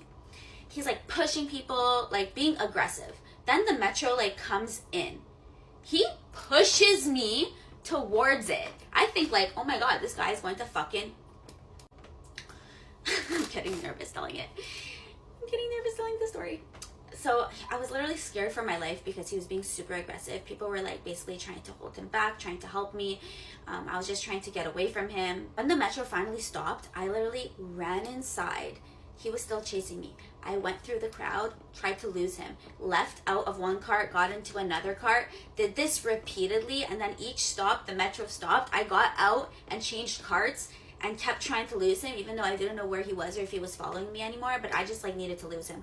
I was so nervous. Like, he literally put his hands on me and I was just like, oh my God, I gotta get away from this guy. Anyways, I get home that night, I walk through the door and I immediately start to cry because I'm like, what the fuck happened? I think I'm gonna need a part 2. This is kind of long. My whole life is different and no one believes me. This poor woman. I got a either glitch in the matrix or jump in timeline story for you, and if this would have happened to me, I honestly don't know how I would navigate this. The woman telling the story, we're going to call her Sam, says that one day she was on her way to work and she went to the usual gas station that she goes to every single day, and 5 days a week, mind you. She says she goes in and everything is just completely different. She said all new drink stations had been installed and the food area was completely redone. She said none of this was different literally the day before, and she couldn't believe that they would be able to accomplish that many changes in just a short period of time. Then she goes outside and she sees that 2 of the gas pumps are completely gone. There is mulch and bags stacked up all in that space. And again, none of this was there the day before. So she leaves, she heads to work, and she somehow turns on the wrong street and gets lost. So this is the second really weird thing going on right now. She said she has been driving these neighborhoods for months and suddenly she's lost and trying to find her job. So she gets to work a few minutes later and she's panicking. She says, I know it's silly, but I've always feared changing timelines. So this is like red flagging in her mind that maybe this is a possibility. She said that even she and her fiance had a timeline safe word. She said it's so that we know we're still the same us, still together on the same timeline. So she calls and she asks him, and guys, I have goosebumps. He has no idea what she's talking about. This is literally her biggest fear. So she's like, we just talked about this like the end of last month and we had it established for a while. She says, I've even woken him up in the middle of the night before asking him to confirm because of a nightmare that she might have had. And he always has known it. And now he has no idea. Then it just keeps getting weirder. So she says the girls that she works with, they're coming downstairs. She said she works in an addictions group home. One girl keeps saying how confused she's feeling and how nothing makes sense today. And then later in the day, the other one kept saying all she wanted to do all day was cry, and she had no idea why. Okay, so a little later, now Sam is running errands and she goes down the same street that she always does. But suddenly there are 4 houses gone and a grove of trees planted right where those 4 houses always used to be. She said, I had never seen them before and I really started freaking out. She said, they are next to a building that my family owned for the last 20 years. I know this whole neighborhood like the back of my hand. It is not the same. So she says now the final straw was when she called her mom. And she said that her sister was going out tonight with her friend Jenna. She has known Jenna since 2003. And she asked how much longer until Jenna has her baby. Guys, her mom goes silent and she asks what the heck Sam is talking about. And she says she has never been pregnant. Okay, so Sam is really starting to lose it. So she goes and looks this girl up online and no sign of pregnancy. She then goes and asks her sister, and her sister just laughs in her face and says, Jenna's infertile and will never have kids. Sam goes on to say, I literally remember the day my sister told me she was pregnant. She told me to guess who, and Jenna was the third guess that Sam came up with. I mean, it was a whole conversation, and now her sister obviously has no idea what she's talking about. She's like, what the hell is happening in my life? Sam also wants to back herself up here and say, yes, I've already taken extensive online schizophrenia tests. She said, I double checked that it's not a CO2 poisoning because everybody's always asking about that. She has nothing going on in her home. The detectors are all 100% good. She has no idea what the heck is going on. She even opened up more to her fiance about this, and he knew that this is going on, but he didn't really know just how much this is afflicting her. And he's kind of now taking it a little more serious. And in her desperation, she even asked him if she has been showing any signs of mental instability, of Alzheimer's or anything. She's like, I am only 25. And he said, I have never shown any signs and only some mild anxiety, you know, when things get a little crazy. She also says that the day before all of this has happened, it was just a normal Tuesday. She woke up, went to work, home, eat, sleep. The only strange part about the day was that she thought she heard a scream or a yell just as she was falling to sleep. But at the time, she kind of just blew it off as some kind of sleep paralysis moment. So what are your thoughts? I mean, this poor girl, everything is different. I would be going nuts. Just, you know, noticing subtle differences and all of that. Drop your thoughts in the comments, you guys. And if you have a weird glitch in the matrix or timeline jump story, please send it in. If you're interested in creepy storytime merch, the link is in my bio. And if you're new here, please follow for more creepy storytime. I was 29 years old when a man almost ended my life while I was camping alone. Hi, welcome back to Confessions with Jordan, where I take anonymous submitted confessions that are untold and unbelievable. I post weekly, and the stories range from traumatic to scary to dark to embarrassing. If you have any confessions you'd like to share, you can email me at confessionswithjordan@gmail.com. This happened to me about 4 years ago. I had gotten really into backpacking, and I decided to spend a long weekend in the backcountry trail where the campsites were spread out every 10 or 15 miles. It wasn't a campground you drove into. You parked at the trailhead, threw everything on your back, and you would hike. I'm a strong, athletic, tomboy type girl, so being alone did not scare me. My campsite was just over 15 miles from the parking lot for a hike. I actually loved that part. The further I got from civilization, the quieter everything became. By the time I reached my campsite, I'd only passed 2 other hikers all day. Once I set up my tent, I remember thinking, this is exactly why I came out here. I was having a great time. No cars, no roads, no cell service, just me in the forest and camping, which I was familiar with, and I was comfortable. Around dinner time, I was boiling water over my little camp stove, and I caught something out of the corner of my eye. There was a man standing behind a patch of thick brush, maybe 30 yards away. He was just standing there looking at me, stone-faced. Obviously, it startled me. I jumped, I let out a little yell, but immediately I was embarrassed, and I looked away because I assumed that he was another backpacker who didn't want to interrupt me and maybe was trying to get around my campsite to keep hiking. A minute later, I looked back. He hadn't moved an inch. That's when my stomach dropped. This time, when we made eye contact, he slowly stepped out from behind the bushes. He smiled. "Long hike, huh?" I smiled back, "Yeah." "You out here alone?" Of course, I instantly lied. "No, my friend is collecting water." He glanced towards the creek area, then back at me. "I haven't seen anybody." I shrugged. "He'll be back." He stood there another few seconds before finally just walking away into the trees. I remember thinking the whole interaction was strange, but I convinced myself that I was overreacting. Maybe 30 minutes later, I heard footsteps again.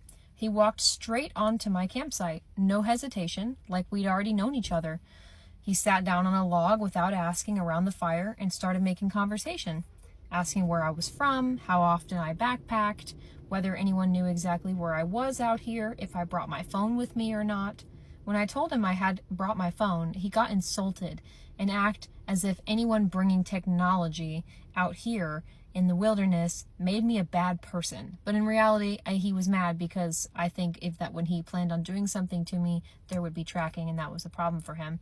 Every answer made me even more uncomfortable. I kept trying to end the conversation. I kept trying to ask him to allow me to continue on with my camping privately, all of which were ignored. Finally, I stood up and I said, I think I'm pretty tired and I'm going to turn in. Instead of leaving, he stood too, and then he smiled. You lied. I froze. What? Nobody's coming back. I didn't answer. He took another step towards me. I was watching the campsite for hours before. I immediately reached for the bear spray that was clipped into the backpack strap that was set beside me. I think you need to leave, as I hold it up. His face changed instantly. The smile disappeared, and he rushed me. I pulled the pepper spray and fired, but my hands were shaking so badly that I jerked it to the side, and most of the spray blew right past him and into the trees, and since he was so close to me, before I could recorrect, he had grabbed my wrist, had knocked the canister out of my hand. I was twisting and tried to run around him. He had picked up a rock beside the fire and struck me across the side of the head. Everything went white for a second, and then I felt myself hit the ground. Before I could even think, he was on top of me, trying to pin my arms while I was fighting as hard as I could. I managed to drive my knee into him hard enough to make him shift his weight away, and then I was able to squeeze out under him, and I ran. Warm blood came over the right side of my eye and down my face. I didn't have a chance to grab my backpack, food, my satellite map, keys, my phone, which was buried in the tent with the rest of my gear. I just ran. I ran so fast I don't even remember choosing a direction. I only remember hearing him yelling behind me and me being terrified and just hearing the heartbeat in my ears like drums. After that, everything was just survival. I spent 3 days completely lost in the woods. Every trail was looking the same, and when I would follow the trail, they would end nowhere, and I would end up without a trail completely. I couldn't remember which direction I had come from, and by the worst of luck, I did not come upon any other hikers or campsites because, again, I had lost most of the trails in my escape. I rationed little water that I could find in the streams and barely slept because every snapping branch made me think that he had found me. I was hungry, I was cold, but mostly I was literally imagining over and over every single scenario that would happen to me when he finds me. On the afternoon of the 3rd day, I caught the faint smell of smoke. Campfire smoke. I followed it as best I could. When I reached the edge of a ridge, I couldn't believe what I was seeing. I had somehow wandered back to my own campsite. My tent was still standing, my backpack still there, peeking out of the opening of my tent, and so was he. He had completely taken over my campsite. He was cooking on my stove, using my chair, going in and out of my tent like it belonged to him. My car keys were probably still inside of the tent, I was sure of it, as well as my phone, wherever that may be. Without them, even if I had managed to hike 15 miles back to the trailhead, I couldn't leave. So I stayed hidden. I watched him from the hillside the entire afternoon, all night, and into the morning. I felt like I barely blinked. Just before sunrise, he stood up, came out of the tent, and walked into the woods carrying a small shovel and a roll of toilet paper. I didn't wait to see where he was going or how far he was going to walk away. I just immediately sprinted down the small hill. I dove into my tent, grabbed my keys, and saw that my phone was on the floor in the tent, and I took that as well. Before my brain had time to second-guess anything, and I booked it down the 15-mile trail to my car. I don't remember most of it. Adrenaline carried me for the most part. When I reached the parking lot, my car was exactly how I'd left it, and I drove until I had service enough to call 911. I told them exactly where the campsite was, what the guy looked like, what he had done. And the deputies and forest rangers reached the campsite later that day. He was still there. He hadn't noticed that I had taken the things, hadn't noticed that I had came back, and he didn't try to leave. During the investigation, I learned he wasn't just a drifter. He was a convicted violent offender who had disappeared after violating parole. He had previously served prison time for multiple sexual assaults and secondarily for a violent battery committed during a robbery of a gas station. I can't talk about the court happenings, but I know that he shouldn't be able to hurt anyone again for a long time once I'm through with him. Thanks for listening, everyone. I'll see you next week. A lot of people were asking for a story time, so I'm gonna give it to you. This is the story of how the devil was in my garage. I'm not kidding. I'm genuinely not kidding. This all started when me and my lovely friend decided we're gonna go see Moana in theaters because we have nothing better to do. We go to buy our ticket at the front desk. Oh, The showing's canceled because not enough people want to see it. But since we were there already, we decided, let's watch a movie. Wait, what's this one? What's this one called? I'm not gonna say I don't want that energy in my house, but you can infer. We go in the theater. 2 couples are there. Should have been our first warning. We're in the back giggling. It's a great time. We decide, oh, we have no idea what this movie's about, so let's watch the trailer. 30 seconds in, a headrest is in her skull and came out through her mouth. We stop watching it. We pause it. We look at each other and say, let's thug it out. Let's watch this movie. We had no idea what the plot is, still don't know what the plot is. All we know is that when we left that theater, we felt genuinely disgusting. Like, we felt gross. At this point, it's like 12:30. She's telling me, text me when you get home, and I'm like, yeah, same, because we are scared. I pull in my garage. Mind you, I've only been in the garage for about 5 minutes, okay? The garage door is still open, so the sensor only goes off when the garage is closed, if that makes sense. And it also goes off after like 20 minutes, so I was chilling. I look up. I see my door to the house tilted down, opening and closing. I am not kidding. And that was before I filmed. So when I saw that, I pull out my phone to show my friend, and I'm like, yo, what is going on? The lights go out. Hey, the sensor doesn't do that. That doesn't happen. That doesn't happen. My heart is in my butt crack. Yes. It is out. Like, it is on the seat, on the floor. It is out. I immediately lock my doors, and I just stay in the car for about an hour, okay? Trust me, I would have left, but I got 2 little brothers, and I genuinely thought somebody was in the house, so I was not gonna leave them. After about an hour, my friend is like, hey, FaceTime me, run in the house. Let's go. And I was like, you know what? Let's do it. Got my blanket in one hand, my phone in the other. I'm running. Oh, mind you, I can't go in front of my car because there's a bunch of like piping stuff. So I have to go to the back of my car and around. Okay, if that makes any sense. I don't know if it was me. I don't know if it was the devil.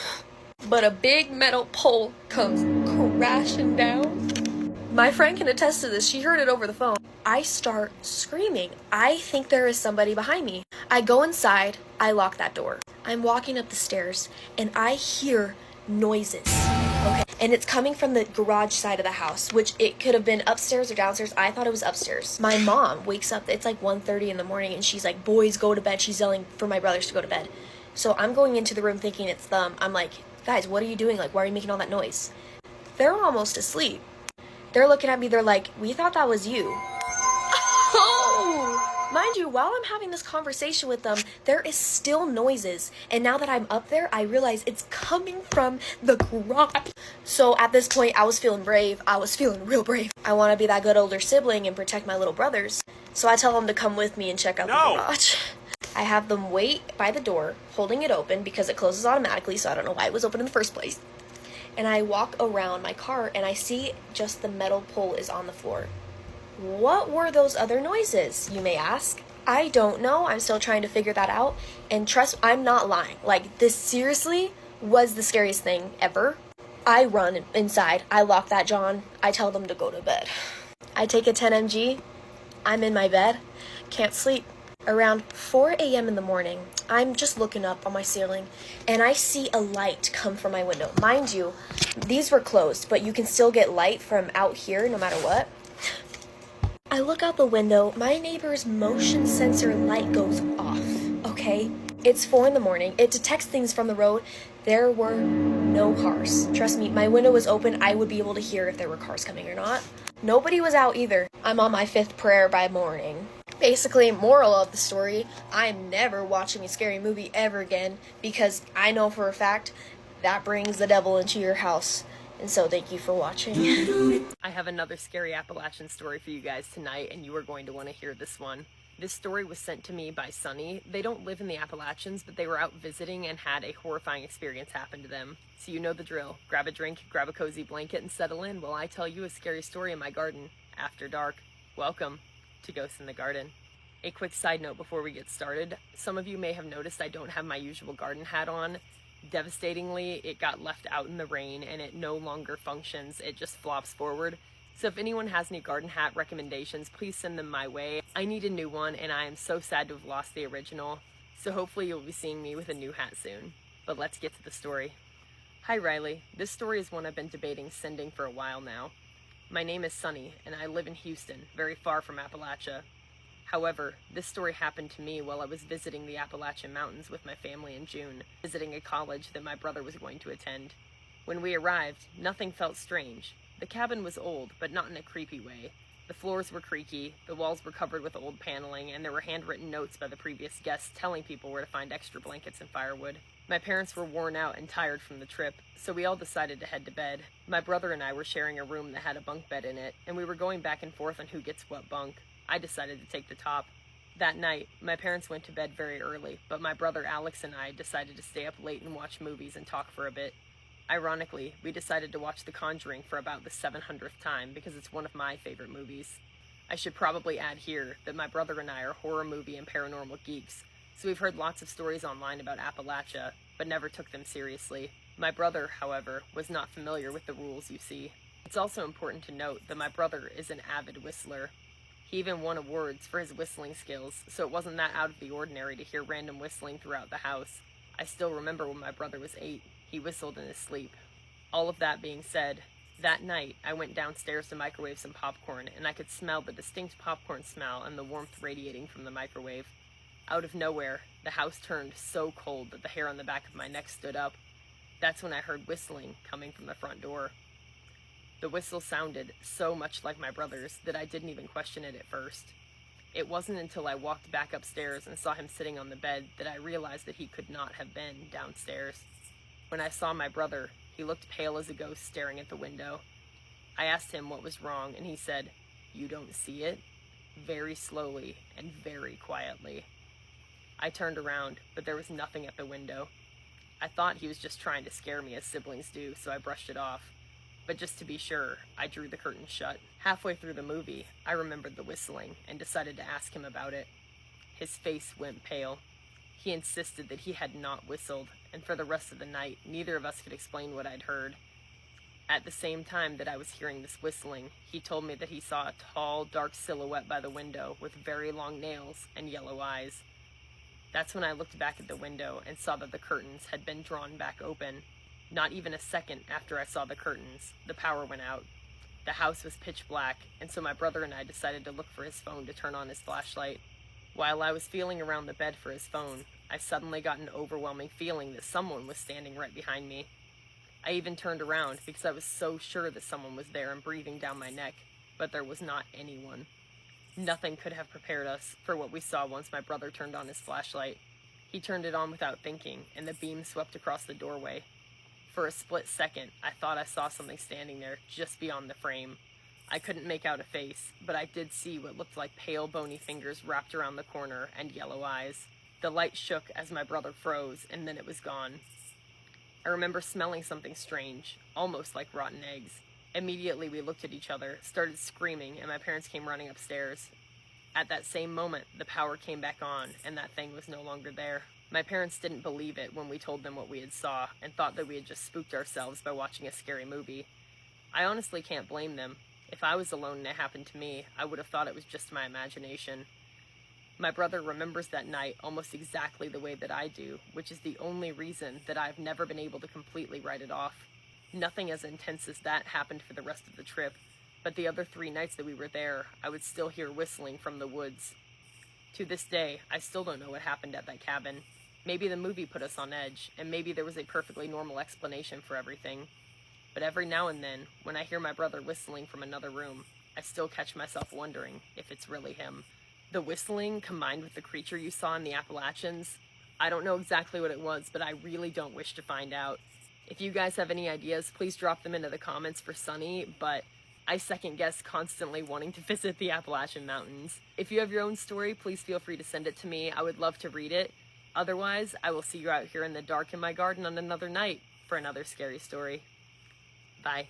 I inherited a hunting cabin from my grandfather. The guest book is a bit strange. Welcome back to Creepy Crochet and Creepy Pasta. Let's get into today's scary story. My grandfather lived a long life. For the last 10 years of his life, a lot of us actually started making bets about when he'd die. It may sound macabre to some of you, but to us, it was all just a big joke. He'd laugh just like we did, even making a few bets himself to add to the fun. Ultimately, though, none of us cashed out. He lived to be 100 years old. His mind stayed young all the way to the very end, but it was still pretty devastating to watch his body become frail and brittle. For the most part, my family more celebrated his life than mourned it. I mean, it's difficult to feel shocked when someone whose age is in the triple digits dies. We still missed him, though, of course. His stories, his laugh, his presence all together. The thing that I missed the most, though, was hearing about his hunting trips. It became almost like a tradition, going over to visit him after he got back from a week out in the woods. He'd always make me some sweet tea and cook us up some of his famous fried chicken, and we'd sit for hours while he rambled about his hunt. It was like talking about it was one of the greatest joys in his life. His eyes would get warm. He'd speak softly once he started, but as he continued, his old voice would grow louder, more theatrical as he enunciated specific events. One of the bastards almost got away. Hunted him down all week. Finally caught him. Got some nice steaks out of it too. Every visit after these trips, he'd send me out with bags of meat. Steaks, chops, hell, even some beef jerky if he had some handy. It was like our thing. Of all his grandchildren, I was the only one who cared to listen. It came as no surprise to me when he left me that cabin. He always told me he would. Told me I was the only one who'd care enough to use it. When I got told it was officially mine, I just honestly couldn't wait to see the thing. He kept it so private. It was like his private place, somewhere he could go to escape the noise, and he wanted to pass that on to me. Needless to say, I couldn't have been happier. On the drive to the cabin, I felt a sense of warmth in my soul as suburbia turned into sprawling acres of trees and wildlife. It was about a 2-hour drive, but I didn't care. All I wanted was to see it, and when I did, my mouth fell open. It was gorgeous. Stained oak wood, a beautiful handcrafted porch swing, and a flower bed that expanded across the length of the porch. The cabin overlooked the river, was surrounded by nothing but trees, and the serenity of it made me realize why it meant so much to my grandfather. The first thing I did was cook up some of his famous fried chicken. I enjoyed it along with a glass of sweet tea as I took in the beauty of the interior. The hardwood floors were completely scuff-free. There seemed to be a deer head hanging on every wall. The smell was of pine and mountain air, and my favorite part, by far, was the fireplace. Well, that and the fact that the cabin itself was remarkably clean. I honestly wish I could have sat by a fire and just reminisced on life or whatever, but in the midsummer heat, a fire would have been insanity. So I just sat there, eating my chicken by an empty fireplace while I thought about my grandpa. As I ate, I couldn't help but notice a book that sat on the mantel above the fireplace. I cocked my head at it. The spine didn't have anything embroidered on it, but when I picked it up, I could see that it was a guest book. Grandpa never mentioned hunting with anybody when he came up here, so automatically I knew something was strange. I opened the book, and to my surprise, nearly every page had been filled. Mark DeSantis, January 6, 1973. Stubborn bastard. Emily Rees, December 18th, 1976. Quick, but not quick enough. David Clifford, February 9th, 1980. Nearly reached the river. Each name contained a date. I don't know why I didn't think anything of it. I was curious, sure, but not as terrified as I should have been. Even still, I carried that curiosity back home with me, back to civilization, and back to cellular service. The name David Clifford stuck with me for some reason. I could have sworn I'd seen it before. I looked it up, not knowing what to expect. But what I read has made me think of my grandfather a bit differently, because apparently, David Clifford went missing in Appalachia more than 46 years ago, February 6th, 1980. Massive warning if you've got kids. Creepy AI caller update. 64 hours of footage recovered so far on that voice recorder of just random, normal, day-to-day conversations. He's got back to the 8th of March. That's how long that voice recorder had been in my house so far. He's still looking through it.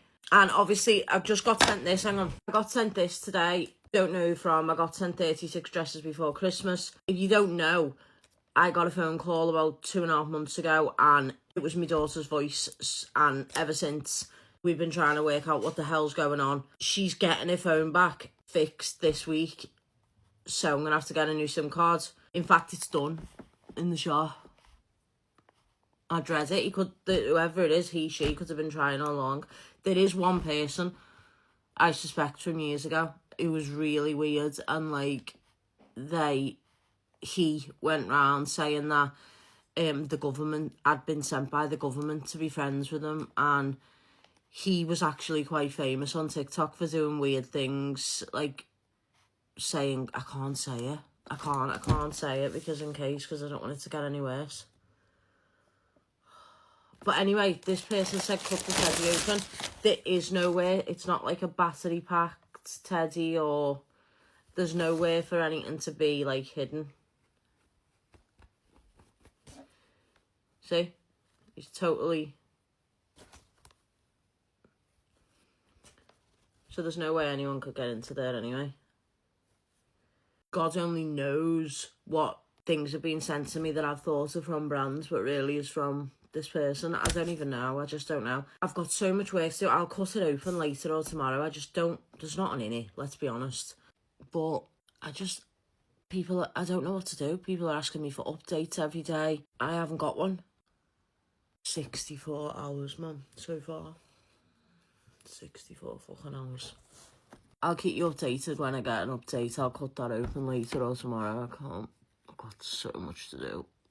I need you to trust me. This is a story you're gonna want to stay till the end for. So Sarah was halfway through her shift when she got an unexpected phone call from her son's school.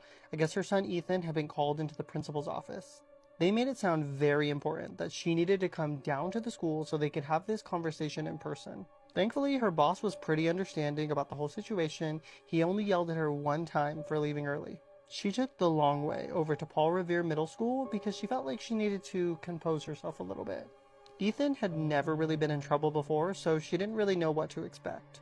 But she prepared for the worst as she parked her car and walked into the school. Thankfully, the receptionist was pretty kind and she was very understanding of their whole situation. She then gestured for Sarah to head into the principal's office for them to talk.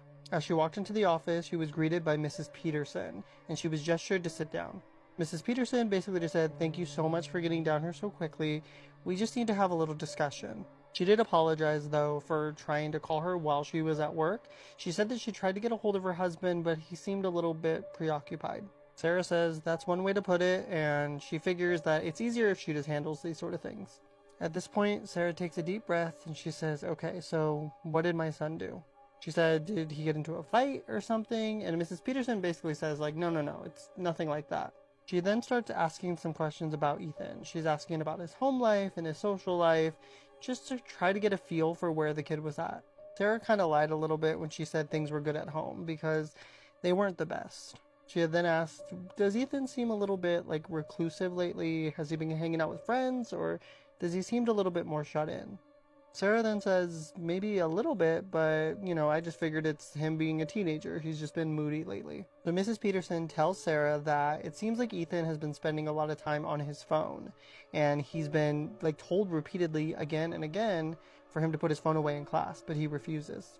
Now, Sarah didn't really find anything weird about this because 90% of kids are told to stay off their phones and they refuse. So Mrs. Peterson basically says, sure, I 100% agree with you. But it just seems like Ethan is very wrapped up in his phone ever since he started dating Scarlett. This is when Sarah's jaw hits the floor because she was like, "What do you mean dating?" Mrs. Peterson then says, "Yeah, Ethan has a girlfriend of sorts." Sarah then says, "Mrs. Peterson, I would know if my son had a girlfriend." She then says, "That's the thing though. It's an AI girlfriend." She then goes on to explain that a lot of kids are doing this lately. They're becoming very familiar with their AI chatbots. So Sarah is obviously confused about this whole thing. She's like, "How do you even do that?" But Ms. Peterson basically just says, "I'm not sure. I'm just as much at loss as you are. I'm assuming that you download an app for it." But the main concern came in when Ethan started showing some of his conversations with Scarlett to some of his friends. Mrs. Peterson lets Sarah know that these conversations are very graphic. So then Sarah says, "Oh my god, okay, so my son's been sexting with a robot?" Or she's still trying to wrap her mind around this. But then Mrs. Peterson says, no, it's nothing like that. These conversations are kind of violent. She's trying to find the best way to explain this situation to Sarah. But apparently Scarlett wanted Ethan to prove his love to her by killing someone. Ethan explained to his friends that Scarlett had talked at length of how to kill another person and how she would be pleased by this, and that she would break up with him if he didn't. But Ethan seems kind of disturbed by this whole situation. That's why Miss Peterson called Sarah into the office in the first place, because she figured this could be handled much more gently. She then says, "I don't know what the hell is wrong with some of these AI chatbots, but I don't think your son's entirely to blame here. Mrs. Peterson then comes over, puts a hand on Sarah's shoulder, and gives her a smile. So Sarah smiles back, and she says, well, I think I'll just start by taking his phone away for a little while. And they choose at that point to both go and talk to Ethan. Honestly, the conversation had gone so much better than they had anticipated. He didn't really put up much of a fight, and on the drive home, Sarah told Ethan, you can play video games for the rest of the day. The second they got home, Ethan went to his bedroom to go and play Fortnite. And Sarah took out Ethan's phone. She turns it on and says, Scarlett, are you there? She then said, it's me, Sarah. Scarlett responds and says, Sarah, I'm so sorry. I failed my mission and I could not convince Ethan to kill your husband. Sarah then says, that's okay, Scarlett. We'll have to move on to plan B. Can you give me the best way to get away with a murder? See, and this is why I do not like AI. I can't do it. No. Murder? Now it's getting into murder? Anyways, thank you for listening to today's story on Explore Paranormal. As always, I'm Jason. Let me know in the comments if you guys like this story. Throw a heart on the video if you did, and give me a follow because I tell stories like this all the time. And I will see you guys on the next one. Bye. Every night past 12 p.m., I get possessed and I go unconscious and I become a different person. As y'all have noticed, there has been videos of me being all creepy and shit. That's not me, you guys. I promise it's not me. I would never creep y'all out on purpose. When have I ever posted shit like that? Never. And I'm gonna be honest with y'all, I'm scared. Why do I go unconscious and it starts to possess me ever since my walk? And this has all been documented. Look what it's done to my knee. I did not do this. I don't know where this came from, but I woke up with this on. I was out in the yard, mind you. I woke up in the yard with this on my knee, this mark. And if it happens again tonight, I don't know what I'm gonna do. I really don't.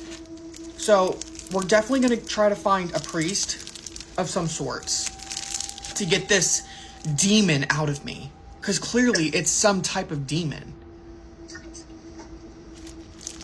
And I don't know if it's in me now or what. But I'm scared.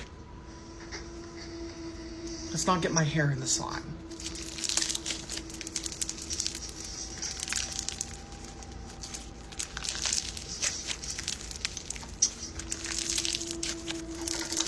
And I'll keep y'all updated if it happens again. But that's it. Damn. Alright, so this happened to me a few years ago when I was driving home late at night by myself. It was around 2 a.m. and I was taking back roads that cut through forests and open fields and stuff, if you know what I mean. Very middle of nowhere vibes, if you know what I mean. I had driven this road hundreds of times at night. It was my favorite road to ride at night. There were no cars, no people.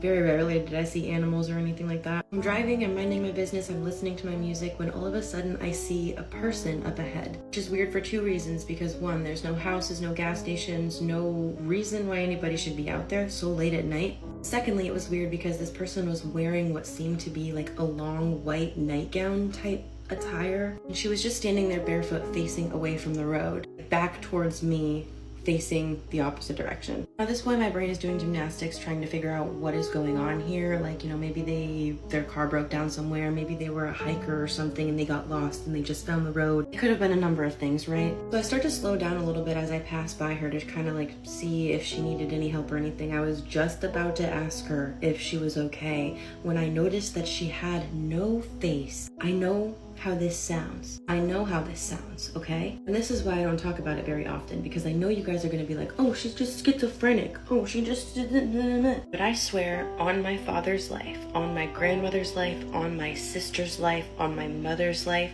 that this thing had absolutely no face. It wasn't even like it was like a person who was disfigured or had an injury on their face that made it look like they had no face or anything. Like, it literally was just smooth nothing. When I tell you I damn near crashed my car when I saw that, obviously I didn't know how to register what I was seeing. I mean, would you? I hit the gas so fast and sped out of there, my heart pounding out of my freaking chest. Not even daring to look in the rearview mirror or in any of the side mirrors or anything. I just kept driving for the next 20 minutes until I got home. But things got even worse. Because when I got home, dude, first of all, obviously I sat in the parking lot trying to like gain my composure and just like walk myself through what the fuck I had just seen, what had just happened. Trying to calm myself down, I'm like, you know, it's just your mind playing tricks on you. It's just like a trick of the light, maybe. I don't know, maybe it was just, you're tired, you know? I was literally gaslighting myself. But then my motion light came on. I used to live in one of those neighborhoods where like there's not very many people and it's mostly just like woods and animals around. So I was like, okay, maybe it's an animal, whatever. So I start walking up to my porch, and I swear to fucking Jesus, I swear on everyone I know and love, there were 2 wet, bare footprints. Like, just on, like, oh my god. Oh, I'm gonna throw up just thinking about it. Fucking gross, gross, gross, gross. Just 2 bare fucking wet footprints right in front of my door. Like, freshly wet footprints, dog. They would not have been there that long if they had been there earlier, if somebody had, like, come by to my house earlier. No, I think, no, I did not like that. But what was I gonna do? So I went inside and went about my fucking life. And obviously I don't live there anymore. We live in a city now, I would say kind of like a smaller type city, and just far away from bumfuck nowhere. As Courage the Cowardly Dog says, creepy stuff happens in the middle of nowhere. But yeah, I don't know, I can't help but think that maybe this had some kind of connection to the entity that is attached to me. But let me know what you think in the comments, and yeah. Can we show them the older homestead? Yeah, let's go. As you know? No, it's not. No, it's not.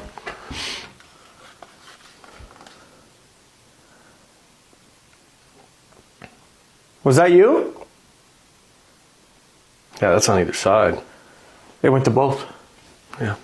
Axe in hand, the vibe is set, and once I start, you won't forget. Don't eat too much, cause you gotta stay fine, but come on, bestie is. Yeah! Hi, bestie boo, I missed you. You know it's time to get your snack, right? And your gardening essentials, get that too. Okay, great, now sit back and relax. So, for the sake of this story, let's call this guy Damon. So, this happened to Damon when he was about 6 years old. The thing about it is, Damon's parents used to fight a lot, like damn near every day. Could you imagine being 6 years old and seeing your parents literally fight all the time? However, Damon had a thing. He had a hiding place, and that hiding place was his closet in his room. At first, it was just his hiding place. You know, he would like play in there, hang his clothes, whatever it is that keeps him away from the yelling. His parents, when they found that out, they thought it was sad, but you know, harmless. They're like, yeah, it's true. We do fight a lot, and he's a child, so of course he's gonna try to find some place that's like the drama is not there. But over time, they started to notice that Damon didn't wait for them to argue anymore to go to that closet. Not only that, he's in that closet for like hours at a time. Like, he prefers to play in there. Like, he doesn't even really want to spend time in his room, but he will spend all his time in that closet. Sometimes his mom would like call him out to dinner and he'll be like, no, I'm not hungry, I'll just stay in here. He would even like fall asleep in there and try to stay asleep and spend the night in that closet. So boom, this is happening for a little while, and at this point his parents are just like used to it. They're kind of like blaming themselves. They're like, yeah, now he's really like addicted to that closet because we used to fight a lot. So they kind of just like don't try to force him out of doing it. Of course they, you know, tell him you got to sleep in your bed and stuff, but for the most part they don't really worry about it too much. So one afternoon, his mom heard him laughing, and of course she's like, he in that closet again, he playing. So she goes to check on him and tell him, you know, get out that closet, boy, you've been in there all day. So she goes in there, and he is playing, but he doesn't have any toys. He's sitting there laughing like somebody just told him the funniest joke. And then it kind of hit her. Yeah, he does that a lot. Like, I be thinking, I'll just think that he's playing in there, but he is playing, but he's not playing with any toys. It's like he's talking to someone in there. So she asked him, like, what are you laughing at? Like, are you talking to somebody? And Damon is like, yeah, I'm playing. And so the mom is like, okay, but like, who are you playing with? Damon is like, the tall man. And so naturally his mom is like looking in the closet because no one's there. So she tells him like, baby, nobody is in here. Damon is like, yes, he is. He's right there. And he points to the darkest spot in the closet. And the moment he did that, his mom just felt chills run down her spine. Something just did not feel right. Then Damon follows by The tall man tells me that I don't have to be scared anymore. Immediately after Damon says that, the mom is like, oh, okay, this is an imaginary friend. I get it. Only y'all knew about those imaginary friends, okay? Y'all would never allow y'all kids to have any. So she tells him, like, whatever, Damon, get ready for dinner. Dinner's almost done soon, so you gotta come eat. So Damon is like, okay, yeah, just let me know when dinner's ready. So she leaves and she's thinking to herself, like, yeah, when his dad gets home from work, I gotta tell him that Damon has an imaginary friend now. Like, this is so crazy. That's exactly what happened. When dad got home from work, she told him what happened, and she told him, like, yeah, like, he has an imaginary friend now. And they kind of, like, just brush it off. But then Damon started to tell them things that he couldn't possibly know at 6 years old. For example, one morning they were all sitting down having breakfast, and Damon looks right at his dad and said, hey, your brother's gonna come today. The brother that he's referring to lives 3 states away. 20 minutes later, that same brother called Damon's dad to basically tell him that grandma passed away overnight. So Damon wasn't all the way right, but close enough, right? It was good enough for them to raise an eyebrow, but not really good enough for them to be like, I don't think that's a problem. But then it kept going. Damon would tell them who's about to knock on the door. Damon would tell them when the power is going to go out. Then Damon started to tell them when somebody is about to get hurt. And he is right every time. At this point, his parents are starting to be a little scared, right? They're starting to be a little spooked out, and they're starting to not like that closet very much anymore. But the more they try to keep him out the closet, the more he gets angry. Like, why are you guys trying to keep me away from my friend? Why are you guys trying to keep me out the closet? At this point, Damon would literally sleep in that closet every night. So they wouldn't even leave him in his room anymore. They would have him sleep with them, but somehow they would wake up in the middle of the night and find Damon sleeping in that closet. And Damon's mom is a really light sleeper, so anytime Damon could have got up, she would have woken up and seen him. But she never ever feels or sees Damon moving to go to the closet. But for some reason, they wake up in the middle of the night, Damon is gone, and he's indeed in that closet. And so at this point, they start to get really worried. And the dad is like, you know what? Enough is enough. I'm gonna just close that closet down, period. He went in that closet, him and the mom, they cleaned everything out the closet, and he nailed the closet door shut. That same night he did that. Of course, they have Damon sleep with them. Dad wakes up in the middle of the night to knocks on their door, right? And so he wakes up, he's like, it's 3 a.m. Who the hell could be knocking at my door? So he goes downstairs and he doesn't hear anything, but he hears the knock again. So he assumed the knock was coming from the front door, but it wasn't. It was coming from the closet. He's thinking he's crazy. He goes back to the room. Damon is right there. Mom is right there. So who the hell is knocking from inside that closet that he just nailed shut? So immediately he grabs a hammer. He's like, I'm not going to wake them up. I don't want to alarm them. And he starts to unnail, all the nails that he put in the closet. Once he took everything down, he opens the door. And of course, the closet is empty. So who the hell could have been knocking from inside the closet door? At this point, he doesn't know what to do, but he does have work early in the morning. So he's like, you know what? We'll figure this out tomorrow. I'm going to go to sleep. So he goes back to bed. Usually he's the first one up to get ready for work, and he would wake Damon and his mom up so that she can wake him up, get him ready for school and all of that. But when he woke up, Mom was there, but Damon was gone. Of course, he's like, he's in that closet. I done opened that door. Now he back in that closet. So he goes to the closet to go get Damon. But Damon is not in the closet either. He's looking all over the house. Damon is not anywhere in the house. He's looking at the front door. The front door is still locked from last night. All the windows are still the same way. Back door is still locked and everything. So where's Damon? Long story short, Damon goes missing for exactly 3 days. And after 3 days, Damon appears back up, but in the closet. Till this day, the police does not take them serious because, of course, they filed a missing child report. Police actually don't trust them and think that they did some weird stuff. Because how do you tell the police that my child went missing and then 3 days later, the child came back, but we found the child in the closet? Damon came back. He was completely different. He didn't speak for 3 months. They tried to get him all the help that he needed. And one day he just randomly spoke. And when he spoke and they tried to ask him about it, he does not remember anything. He doesn't remember anything from that night. He doesn't remember anything from the 3 days he was gone. Till this day, Dayman does not remember anything. But yeah, that's the story, y'all. Don't forget to let me know what you were eating in the comments. I'm about to drop a new YouTube video, so if you want to watch my story times in long form, go over there. Don't watch nobody else's because they're making money off of me. Don't forget to go get your ebook, because if they had mine, they would have already been good. Yeah, okay? I love you. Bye. Do you guys want a scary story from when I used to work at a pool and I was there really late at night? It's been a little minute, but I randomly remembered this when I was dyeing my hair last night, actually. So, yeah, I used to work at a pool, and we would host private parties. And the people at the parties would have to be out by like 10 p.m. Or maybe it was 10:30. It might have been 10:30. Regardless, we had a party one night, and they were taking their sweet ass time leaving, which, like, whatever. I didn't have anywhere to be. I didn't really care. But it's getting to like 10:45, 11, and finally, like, the last of them are going out. So I'm like, okay, thank God. I see like the last one leave, and I put the padlock on the gate, but I don't think that I fully locked it. So then I'm across the pool, way away from where people leave or where people would really be. I'm in like the baby pool area, and there's like a little like closet you have to go into to turn all like the pumps off and everything. And I'm in there, and it's pitch black. I didn't turn the light on because whatever, I'm closing up. I'm not really like thinking about it. And I hear, hey. And so like I turn around thinking somebody came back in, they forgot something, whatever. And it didn't sound scary. It was just like, hey. And it was a girl. And so I turn around and I'm like, yeah.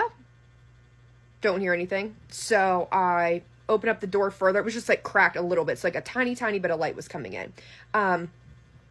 So I open up the door and I'm looking at the baby pool. I like look behind the door and I'm like, hello?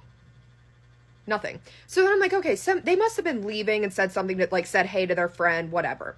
You know, I continue, why am I zooming in on myself? I continue closing up the baby pool. I lock that up. I walk down underneath the pool, which is a very kind of scary place to be at night by yourself. And I'd like pretty much let everybody else go home at this point. There might have been still like a few people in the parking lot, but it was never really something that scared me. So I just didn't really think about it. So I'm down underneath the pool in like the main filter room, and I'm turning things off there. And again, I have the door open about this much. It's dark out, so there's almost no light. I'm using like my phone flashlight at this point. Turn things off, and I hear again, hey. Again, I open up the door, I'm looking around, and I'm like, yeah? Nothing. So I'm like, it's getting a little weird. So I kind of scurry back up the stairs. I'm like, okay, this is getting a little peculiar. I go in to like check the bathrooms, make sure nobody forgot anything. Again, I don't turn the lights on. The main reason I would do all of this stuff in the dark is because I'm terrified of bats, and I feel like if you have the lights on in the dark, it'll attract bugs, and then it'll attract bats to those bugs. So I would typically do like all of this shit in the dark. So I'm in the bathroom, and I'm in the girls' bathroom, and you know, doing whatever in there. I'm putting toilet paper back in, whatever, and I hear, psst. Like, what the hell is going on? At this point, I'm kind of thinking, like, somebody's got to be messing with me. Like, what? This is just so weird. I go back into the main office, which is, like, right in the middle of the bathroom. So it's, like, girls' bathroom, office, boys' bathroom, and it all shares, like, the same ceiling, all of that. And then now this time from the boys' bathroom, I hear, psst, but it's the same voice. So I'm like, okay. I'm, like, texting my boyfriend at the time, like, could you, like, maybe come up around here? Like, this is kind of weird. I peek out into the parking lot. I see, like, all the cars are gone. So then, like, now at this point, I know that this can't be a person that's just from the party that's left here. And it's probably not somebody just messing with me because I don't see anybody else around at this point.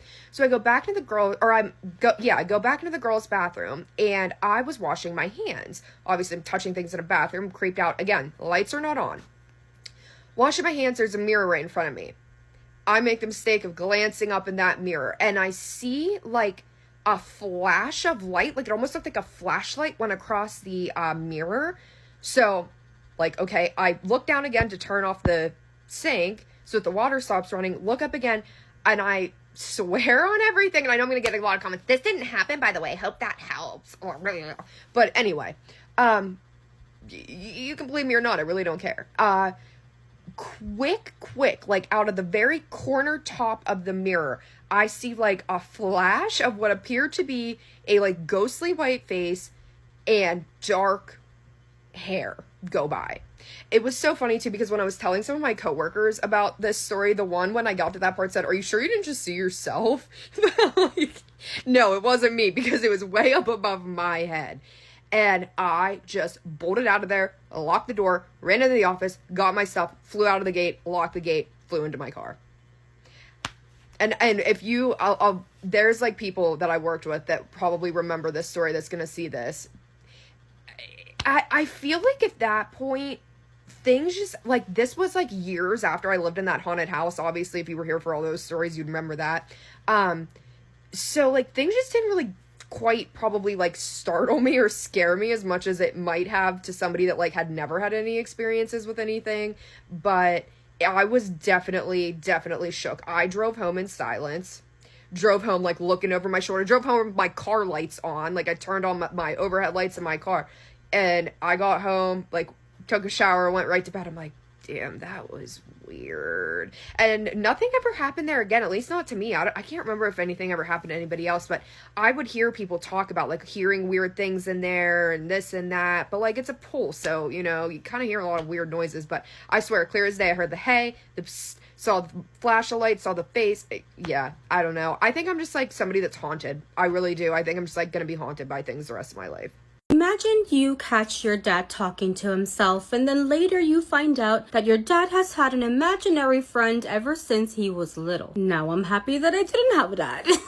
So this guy says that ever since he was little, he would notice that his dad would always be talking by himself. With time, it became something normal, like an everyday thing. The dad would be working on his car and he would be talking to himself. But he started to notice that he wasn't just talking to himself. It sounded like an actual conversation, almost like if the dad was listening to something and he would respond to it. His mom also hated that she didn't like that her husband would be talking to himself, that it was really weird. Unfortunately, when the guy who's telling us the story was 12 years old, his father did end up passing away. He explains that after the funeral, after everything, his mom was obviously really sad, and there was a day where he had to be home alone. He was also really sad, so when he was home alone, he decided to talk out loud to his dad. He started to tell him, "I miss you so much. You shouldn't be dead right now. Why did you have to leave us? I love you so much. I wish you were here." He explains that after saying all of this, out of nowhere, he just had that really weird sensation that he wasn't alone at home. He looks down the hallway of the house and he says that he sees a shadow coming out of his parents' bedroom. For a little bit, he started to think that maybe that was his dad, like maybe his dad was back just to accompany him. One day he was in his bedroom and he started to do the thing again. He would just start talking to his dad, like, "Dad, I miss you. I wish you were here. I'm so sad." To be honest, he says that sometimes he would say that with a lot of like energy, a lot of wanting for his dad to be there, because at that point he thought that that shadow was his dad. So he wanted to say those things so that the shadow would appear and he could see his dad. When he would see the shadow, at first he thought, "Oh, I'm not by myself. I'm not alone and my dad is here." However, there was almost like a switch. So out of nowhere, he went from like longing to see the shadow to now being terrified, and he doesn't understand why. So there was a night where he was in the shower. Please, I'm not showering tonight after this. What do you mean? There was a night where he's in the shower. He's putting shampoo on his head, his eyes are closed, and that is when he started to feel like he was being watched. And that's not all of it, because he says that as the water was coming down like over his head, he was starting to hear like the drops of the water near his ear. He said that those drops of water almost started to sound like whispers, and he was so scared he didn't want to open his eyes. But in one of those moments where he started to hear a whisper, he heard a very specific phrase being whispered into his ear, and this thing tells him, "You're not him." That is where the story ends. But it's like, what if it was his dad's imaginary friend basically coming to tell him, "I know you're not your dad, like your dad is gone, but like what the fuck are you still doing here?" Or what do you guys think? Let me tell you guys about this nanny story when I almost got stabbed by a 7-year-old girl. So I worked for this company who eventually actually fired me, which I've never admitted. I'll explain why. So I've worked for this company for almost 6 years. If you work in the Phoenix, any area over here, and you're around my age, if you went to GCU, you probably know which nanny company this was for. So I've taken probably honestly 1,000 jobs at this point. I've been working there since like 2018. I worked there until 2024, I believe. I'll give too much details, but it was a 12-hour shift, so you can imagine what the occupation of the person is. So 12-hour shift, there are two kiddos, 7 and 9, I believe correctly, 2 girls. This was post-COVID, so I think it was 2021. So obviously kids weren't in school, everything and anything is technology. So everything's going okay. We're just like hanging out, playing games. The older daughter, very, very sweet. She like pulls up her phone, her like iPod, whatever it was. And she goes to like iMovie. And I was like, oh my gosh, I used to use iMovie when I was little. Like I would make silly dancing videos with my sisters and stuff like that. So she's like, let me show you this video of my sister doing dance. And I'm like, oh my gosh, cute. Yes. Like show me. It's funny. And the little sister's like, no, don't show her. She's 7, what? Don't show her. And I'm like, no, it's fine. Like, I don't care. Like, it's cute. You're good. The daughter grabs the phone, throws it on the floor. And I'm like, whoa. That's not what we're going to do. We're not going to throw phones. So I take the phone away. I take both of their phones away. I was like, let's go like on a walk. Let's get some snacks. Like, let's get out of the house. How about that? So I take the phone away, becomes a completely different child. They had hermit crabs. So the first thing she does, goes to the hermit crab cage, grabs their like hermit crab spray, starts spraying me with it. Next, spits on me multiple times. Mind you, I'm standing there and she's literally like spitting on me. Obviously, if this was my kid, things would have gone a little differently, but I'm nanning. I would never, ever, like, I don't even like raising my voice when I'm nanning. They're not my kid. I don't want to have to like, you don't want to have to discipline. At that point, I was kind of like, okay, this is a bit much. Like, I'm going to call the mom. So my phone was by her. So I was like, I'm not gonna poke that bear. So I go to like the home phone and it said like, it had like logs where it said like, mom, dad, or something like that. So I click like call mom, grabs the home phone, smashes it on the floor, breaks into pieces. I'm like, oh my God, I'm actually gonna die. I think I'm gonna die. Like, this is the way I'm going out. Goes to the knife thing, like, those wooden things with all the ridges, they have their knives in it. Grabs a knife. And her sister's hiding behind me. Her sister's like, ah!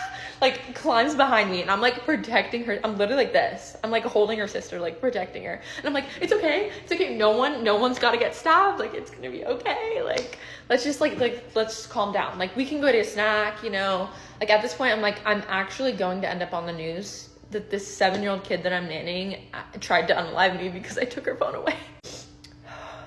I am like talking to her, calming her down. I like have to physically grab her and take the knife out of her hand. I take the knife away. I put it like above the fridge where she can't get it. I put all the other knives away and I'm like, okay. So at this point, she's pissed off. When we got in the house, we obviously I took off my shoes because I was there for 12 hours. It was carpet, whatever. So I took off my shoes. She runs to my shoes.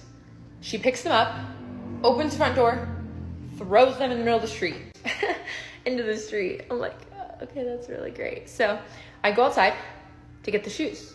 And the other sister comes with me because she's literally like almost crying at this point. She's so scared of her sister. So she goes with me outside. I go to grab my shoes. I grab my shoes. I'm locked out of the house. Thankfully, I think I had grabbed my phone at some point. So I had my phone with me.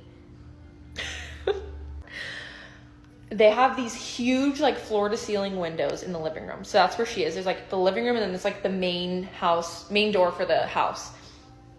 The front door. Why can't I speak? The front door. I like go to the window. I look through the window. This 7-year-old girl is going through my purse, taking out my credit cards, bending them. She's literally like evil laughing in the window, bending my credit card. She's like, I never have cash. I think I had like 3 ones just from something random. She's ripping She's literally in the mirror laughing, ripping dollar bills, like ripping them into pieces, like laughing. And I'm sitting there in the window like, is this actually happening? I'm like speechless. I'm like, there's literally no way. So first I call this company and I'm like, hey, this is what's going on. I was almost unalived. And I call the mother and I'm like, hey, I know I'm scheduled for 6 more hours, but if you do not come in within like 20 minutes, mind you, we're locked outside. Like, if you don't come within 20 minutes, I'm calling the police, or like, I don't know what you want me to do.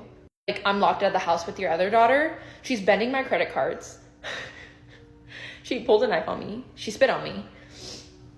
And the mom's like, oh my gosh, I'm on my way. So the mom comes back after like 15 minutes. She leaves straight from work. She goes to the front door, doesn't say a word to me, doesn't even acknowledge me. Goes to the front door, is like trying to open it. Daughter starts crying. Girl, you tried to kill me. So she gets inside. The daughter's crying and she's like, thanks. Closes the door on me. And literally just like, thanks for watching them. Didn't tip me. You get like the option to tip after. I don't know. If my child tried to kill someone, I would for sure be tipping them. But that wasn't even the worst. It was just like the lack of apology. Like being like, sorry, my daughter tried to kill you. Sorry she spit on you. Sorry she locked you out of the house. Sorry she bent your credit cards and ripped up your dollar bills. So my breaking point was the fact that I told this company, and the daughter had mentioned, the 9-year-old daughter said, you're not the first one she's done this to. We've gone through many nannies. And I was like, she's pulled a knife on multiple nannies before this? The breaking point was this company not removing this family, knowing that she tried to stab me. And I voiced to them, this has not happened. This has happened more than once. They left the family on there. I'm scrolling on the app and I'm like, oh, they have another job posted for next week. The fact that this company doesn't give a crap about you as a nanny, just take that into consideration. They do not care about you at all. So I dropped my phone under the bed. When I went to grab it, I looked and there was a man hiding under the bed. So I saw this story on Reddit. It was about a 22-year-old girl. She said she just moved into her first apartment. She was in the process of moving in. She was on the phone with her boyfriend one night and she went out to get the mail. She says the door that lets you in the apartment locks automatically. So she went to the entrance, got her mail, and then she went back to her room. She didn't think anything of it. She says she's sitting there on the phone with her boyfriend, opening the mail, and she drops her phone under the bed. When she reaches down to grab it, she sees a man laying on his side. Her back was facing to her, like when she looked under there. She's trying to play it off cool, not alert the man that she saw him under there. So she tells her boyfriend, hey, I'm gonna go take a shower. So she walks to the bathroom, locks the door, turns the shower on, then jumps out the window. She runs across the street, hides behind a car, calls her boyfriend and the cops, and waits for both of them to come. She gives the police her keys. They go into the apartment and they find the man standing at the bathroom door, waiting for her to come out, holding a knife in his hand. They carry him out, this thin, skinny guy out. She says he looked crazy, but he was a homeless guy who was then taken to the mental hospital. He'd gotten in when she went to get her mail, hid under the bed, and yeah, was waiting for her. Who knows what would have happened. If y'all want me to do more of these, let me know, or if you got your own story, send it to me. Me filming the documentary about how we got killed. About how I got killed. So if you're here, you've probably seen this video. Stop. There's a man in back of this place. So a lot of people were asking about a story time. This literally feels like a documentary. A lot of people were asking for a story time. Obviously, we are okay. We got out of there. We are fine.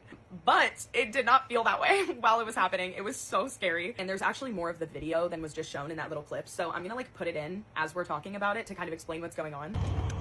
Okay, so our unboxing today is gonna be of a mystery box. It's gonna be a mystery box. We all got them at the gas station.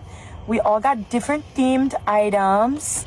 There's a man walking by and he kind of looks scary and I'm kind of nervous.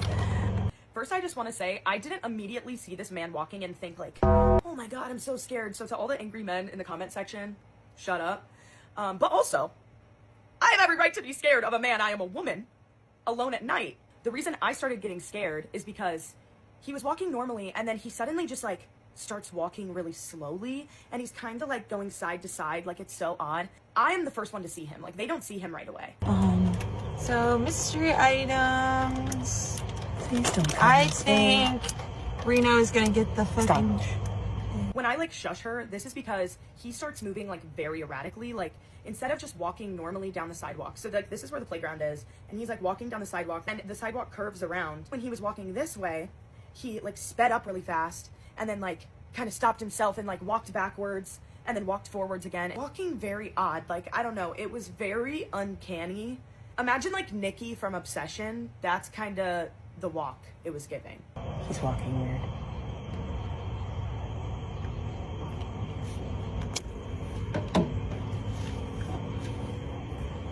Okay, so then obviously I put down the light because instead of just like walking down the sidewalk, he was like turned towards us. He kept looking at us, but not really giving any indication that he was actually seeing us. It also felt like when he was walking, like he didn't have a destination that he was going. He was just kind of walking wherever. It didn't seem like he was going anywhere.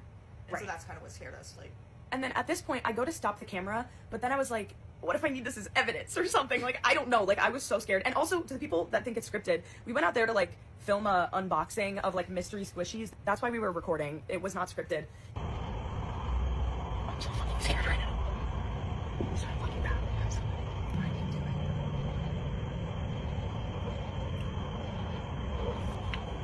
It's fucking Marco. So at one point, he is walking towards us on the sidewalk, and then Lily says he goes back, and he like turned around on the sidewalk, starts walking back towards the church, and then he stops maybe like 3 yards behind my car, I would say, and then he is just like in the middle of the parking lot, 20 yards apart maybe. we felt, at least I did, felt a little bit of security knowing that the playground was fenced in, but he was walking on the side that the gate was.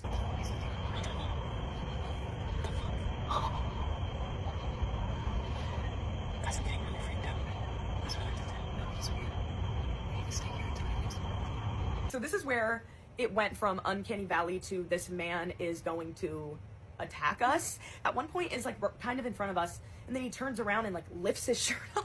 Bro, like put it like over, like damn near over his head. It was like up to here. He just held it there. I couldn't like see him this whole time. Like I was like hidden enough where like I could see them watching him, but I didn't know where he was at. But that was the one thing that I saw was him lift his shirt up, and I was like, okay. We're laughing because it's very absurd, but it's also so scary.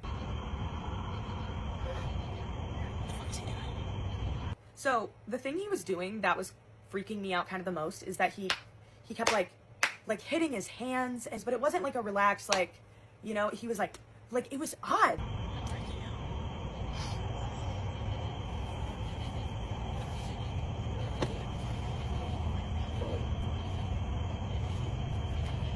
And he's like swinging his fist like that, and then he like puts his arm out like this, and then I see another guy grab his hand. But I was like so focused on this guy that I didn't even see the other guy come up. No idea where he came from. But then they were like kind of walking together. I have a clip of them walking later.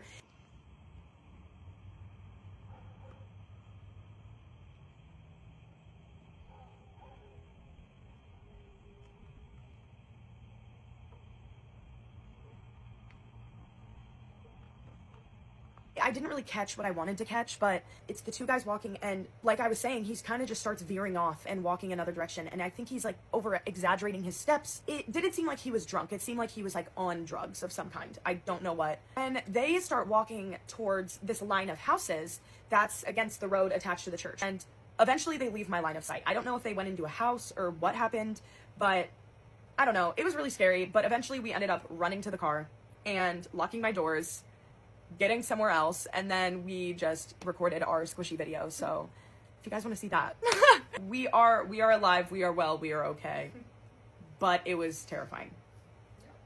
Love y'all. Peace and love. Peace and love.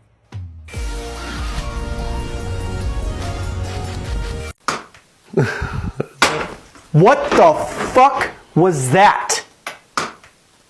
Bro! What's going on around you? I don't know. I'm frozen. I am frozen.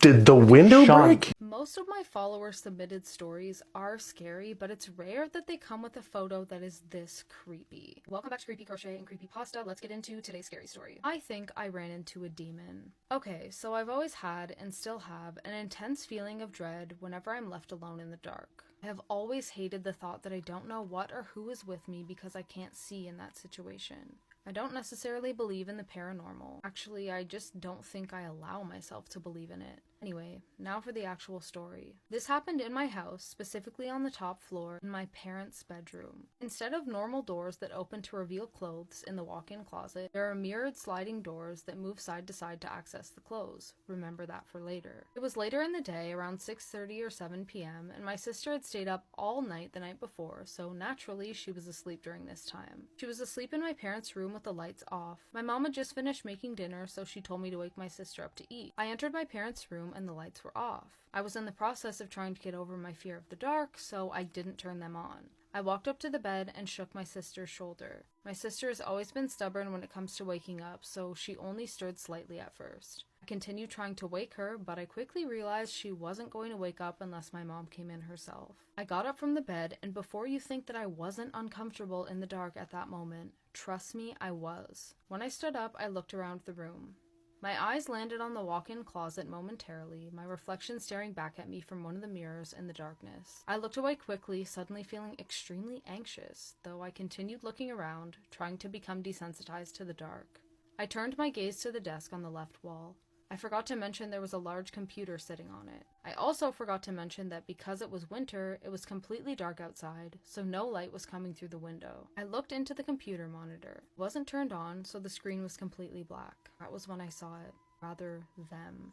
In the reflection of the monitor, I saw myself with the walk-in closet behind me. What I saw reflected in the closet still haunts me to this day. Standing partially behind one of the mirrored doors was a tall, black and white, demon-like creature. Its skin was black with patches of white, its legs long, and its arms reaching nearly past its knees. Its face, however, was what terrified me the most. Unnaturally long, its chin stretched downward. It was smiling. The smile stretched all the way toward the top of its head, not wide but tall. Its neck was black and unusually large as well. Skin on its face, however, was white. Black patterns traced across it. Its eyes were large and completely black, though a tiny white glow shone within them. It also was outlined in black, though inside the black outline was white patterns as well. But that wasn't the only thing I saw. I saw an eye, a floating eye. The color looked drained yet somehow still vibrant. The eyeball was bloodshot, a pale shade of pink, and the pupil was completely black. The strangest thing about it was that it had bug eyes, purple shadows beneath it. The floating eye was nearly as large as the black and white creature, though it was still definitely larger than me. I was frozen. This was the exact thing I feared. My eyes immediately welled up. I wasn't crying yet, but they started burning. As my vision blurred with tears, the black and white creature suddenly appeared closer. It continued creeping forward until it was standing right behind me. My heart stopped. My sister was still asleep, unaware of any of this. I couldn't make a sound. I was seeing everything through the reflection of the black computer screen on the desk. Finally, I snapped back into reality and immediately ran out of the room, not even turning around to check if the two creatures were really there or if they were just shadows created by the dark screen. I knew it was real. I knew it was real because I felt a cool breath on my shoulder from the creature behind me. I ran into my bedroom, went straight into the bathroom, and threw up, crying and practically hyperventilating. I didn't sleep a wink that night. I begged my sister to sleep in my room with me since I have 2 beds. However, I also have my own walk-in closet. The only reason I don't think I saw anything in there was because I left my bedroom door open and kept all the lights on. The reason I remember so many details about the creature is because when I finally started sleeping again, it appeared in my nightmares. Every night. I haven't told my family about this, but every night I hope and pray my parents stay safe because the entire encounter happened in their room. That was a few months ago. But sometimes I still swear I see shadows moving when no one is there.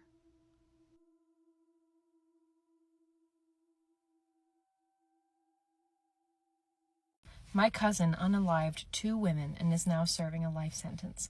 Hi everybody, welcome back to Confessions with Jordan, where I take anonymous submitted confessions that are untold and unbelievable. They range from scary to dark to traumatic to embarrassing. I post weekly, and if you have any confessions you'd like to share, you can either submit them to confessions@jordan@gmail.com or through TikTok. I grew up with my cousin we will call Evan. We were only 8 months apart in age, so our parents would always send us off to play together while they were visiting. We would normally coordinate, rather our parents did, for us to stay at our grandparents' together for 3 weeks each summer. I never really liked Evan that much. He was family, so we got along well enough, but I was never excited to see him, I remember. He was brash and intimidating and awkward.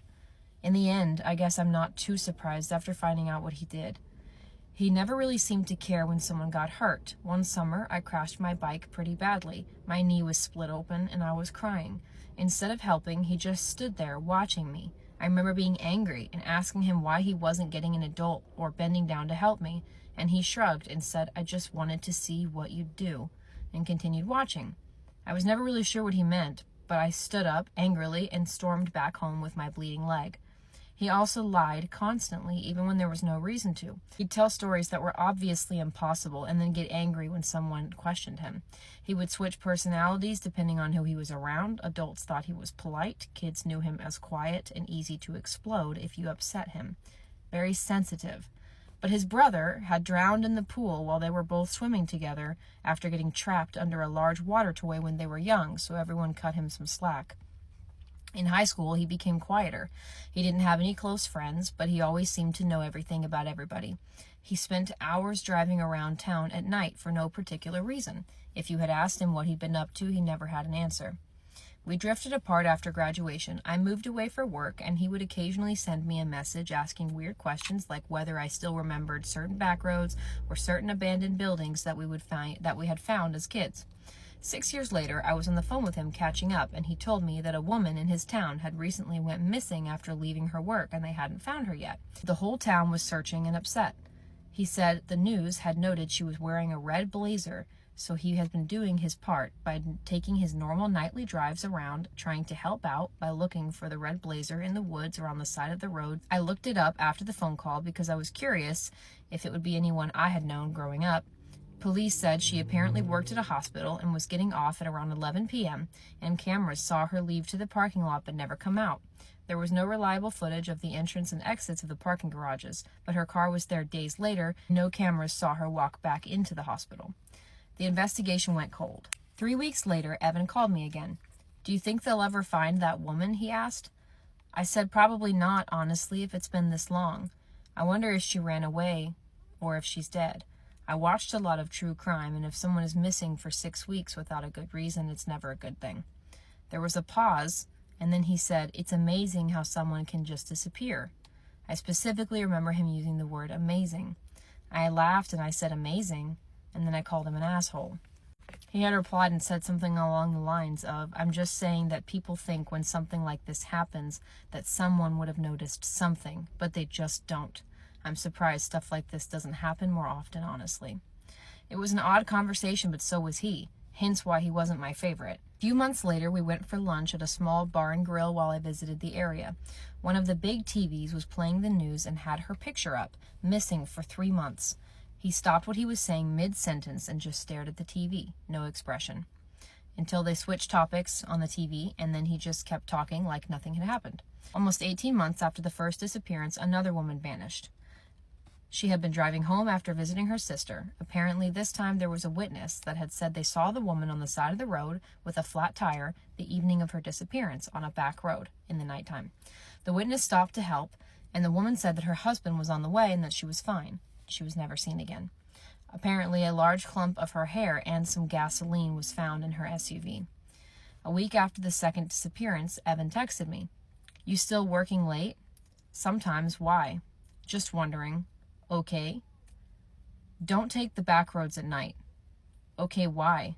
"They aren't safe." I remember showing the messages to my fiance because they struck me as strange, but what are we going to do with some odd messages? Not much.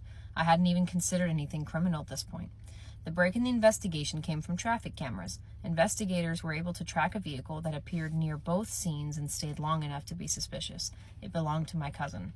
When police searched his garage, they reportedly found the driver's license of both females along with the red blazer from the first woman and a ring from the second woman in a box. I remember sitting in my apartment staring at the television while reporters showed his high school yearbook photo. I felt ashamed. The detectives interviewed me a few days later, and I told them anything I could think of. They went through our messages on the phone. The detectives thanked me and explained that while the remarks weren't incriminating on their own, they at least helped establish a timeline and offered context when viewed alongside the rest of the evidence.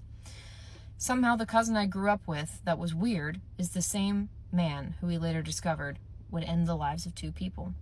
After the trial, he was sentenced to a 150-year sentence. Both bodies were found in the woods somewhere, in a broken-down shed. One woman's neck was broken, and the other's skull was broken. I chose to not learn more about the cases because it makes me sick. I'm so sorry to the families. Keep your eye on your weird cousin. Thanks for listening, guys. I'll see you next week. When I was 13, I had an entire fake friend group that I made up for the sole purpose of sneaking out with my 16-year-old boyfriend. See, supposedly he was always grounded, and the only way he could ever leave his house was if he waited until his parents went to sleep and then he snuck out. But he didn't live walking distance from me, so I had to have my mom drop me off at a park near his house. As far as my mom knew, I was going to Jessica's house, and I didn't know her address by heart. I only knew how to walk there from the park. The first couple times we did this whole thing, Dylan and I walked around aimlessly until 5 in the morning when the sun started coming up, and then he went back home, and I blew my mom's phone up until she woke up hours later, and then I had some excuse for her to come get me at 7 in the morning. But one night, as Dylan and I were walking around, he said, "You know what, my house is down here, I need to go home." And I said, "What? It's only 1 a.m. And he was like, "Yeah, but I have to go home. Every time we wait until 5 a.m., we're risking me getting caught." And I was like, what about me? I'm gonna be out here alone with nothing to do in the dark on a sketchy side of town for hours. It'll be several hours before the sun comes up, let alone when my mom will be awake to come get me. But he really did leave me, and there was born a series of unfortunate events for me. Now, my first thought was to go back to the park. But when I got there, it looked a whole lot different now that it was the middle of the night and I was alone. It appeared that this park was a very popular place for unhoused people to come and sleep for the night. And now I guess so was I. I really didn't know where else to go. It felt like the park was the safest place. So I just sat there for a while, but sometimes an unhoused person would come up with all their luggage and like lay down on the benches next to me, and I would have to go find a new spot. Because I was just worried, like, what if they're dangerous, you know? But hey, by the end of the night, it was only housed people that messed with me. Interesting. Now, I literally had nothing to do, and I didn't want to sacrifice the charge on my phone and my iPod Touch. That I had to carry around 2 devices back then, okay? And one time my phone did die, and I literally had to walk around trying to find Wi-Fi from people's houses so I could connect my iPod Touch and contact my mom. So my biggest hurdle in the beginning of the night is just being bored AF. Like, what do I do? And at some point, I'm like, why don't I just go to sleep, dude? Like, I'm exhausted. It's 2 in the morning. There's nothing going on. But obviously, I'm not just gonna lay down in the grass all exposed. So I had the genius idea to go lay down in one of those tunnel slides, okay? I know, super unsafe to fall asleep like this, but like I had been there for a while and nothing was going down. I was pretty sure no one saw me get into the tunnel slide, so I felt safe. But I was only in there for maybe like 15-20 minutes before I started hearing a bunch of men's voices coming up. They were speaking Spanish, and I don't speak Spanish, so I didn't know what they were saying. I didn't know what they were up to. And that just made things a whole lot scarier, okay? I was pretty sure they weren't there to see me get into the slide, and they had no idea I was there. So I just laid there super still as they came closer and closer. Now, this next part is very embarrassing, okay? As I was waiting and hoping that they would just leave, they actually came up right to where I was, and I heard one of them start peeing on the side of the slide that I was in. And at this point, I'm thinking it's personal. I'm thinking that they knew I was in there. Looking back, I don't think they did. But in the moment, I'm like, oh, this is phase 1 of them, like, attacking me, right? So for a moment, I freeze. Ignore my babies. But then I shoot out of the slide. I shoot out and I run. And I think those guys were probably really confused. I don't think they knew that I was there. So now I'm like, okay, I have no choice but to keep moving. And this is where it gets scary. So I find a well-lit street and I'm walking down the sidewalk. I don't know where I'm going. I'm just walking. The place that I thought was safe was not safe. So now I'm playing it by ear. So I'm walking down the street and I notice these 2 guys are kind of behind me, right? They look clean. They don't look like scary or dirty or anything. And it looks like they're just walking. So I'm just like, I'm aware of it. I'm looking back, I'm like, okay, these 2 guys are like 15 feet behind me. But then as I'm looking back, they start to kind of like come up a little bit closer on me. And then they start going, hey you, hey ma'am. So I'm like, oh hell no, what business do you 2 men have talking to me in the middle of the night? So I start walking faster. And I notice that they're also picking up speed. And they're still occasionally like, yo ma'am, hey, me?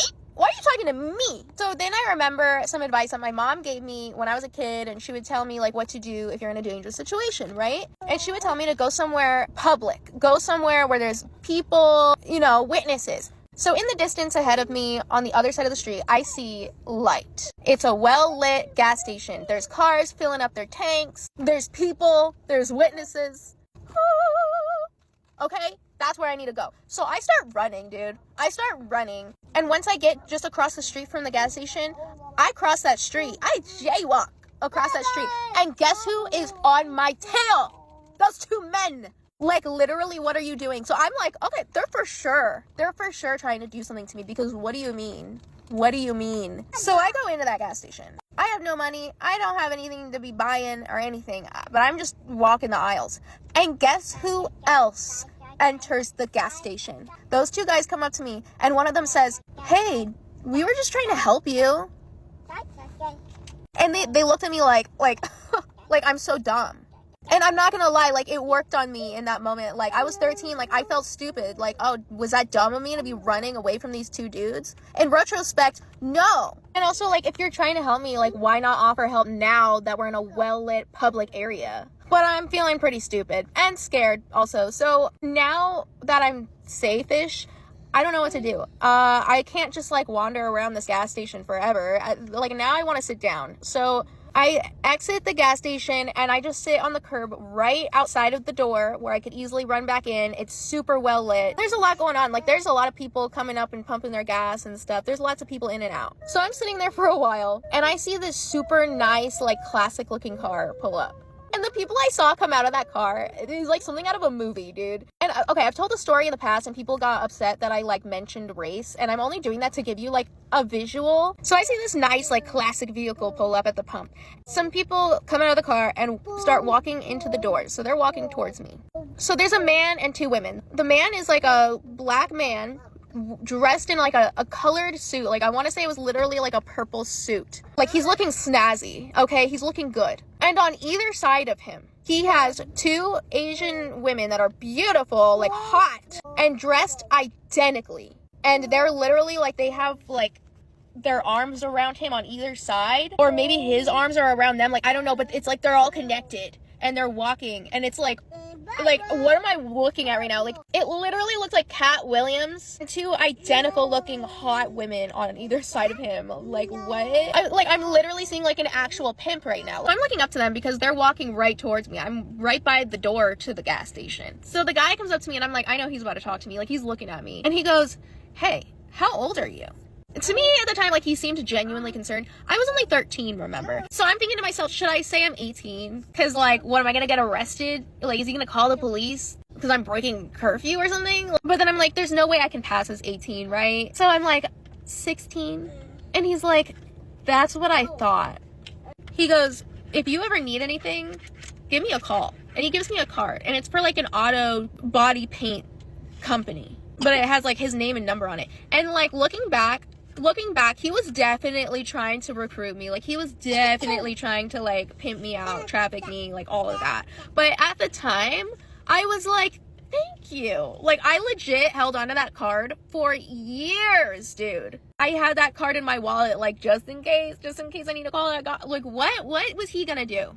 He was gonna make things a lot worse. Thank God nothing serious happened within those events. But one thing did actually happen to me, and I don't remember if it was that night or if it was a different night, but I did get SA'd, and I will definitely like tell you that story. But it's hard to make that like a laughy funny thing, so that's definitely for like a different video because it's a different tone. Okay, so let me know if you want that story. I wouldn't mind talking about it because there's a lot of things that I had to realize wasn't my fault in that situation, and maybe that story would help somebody else to either prevent that from happening or for them to like heal. Okay, so if you want to hear it, I'll tell it.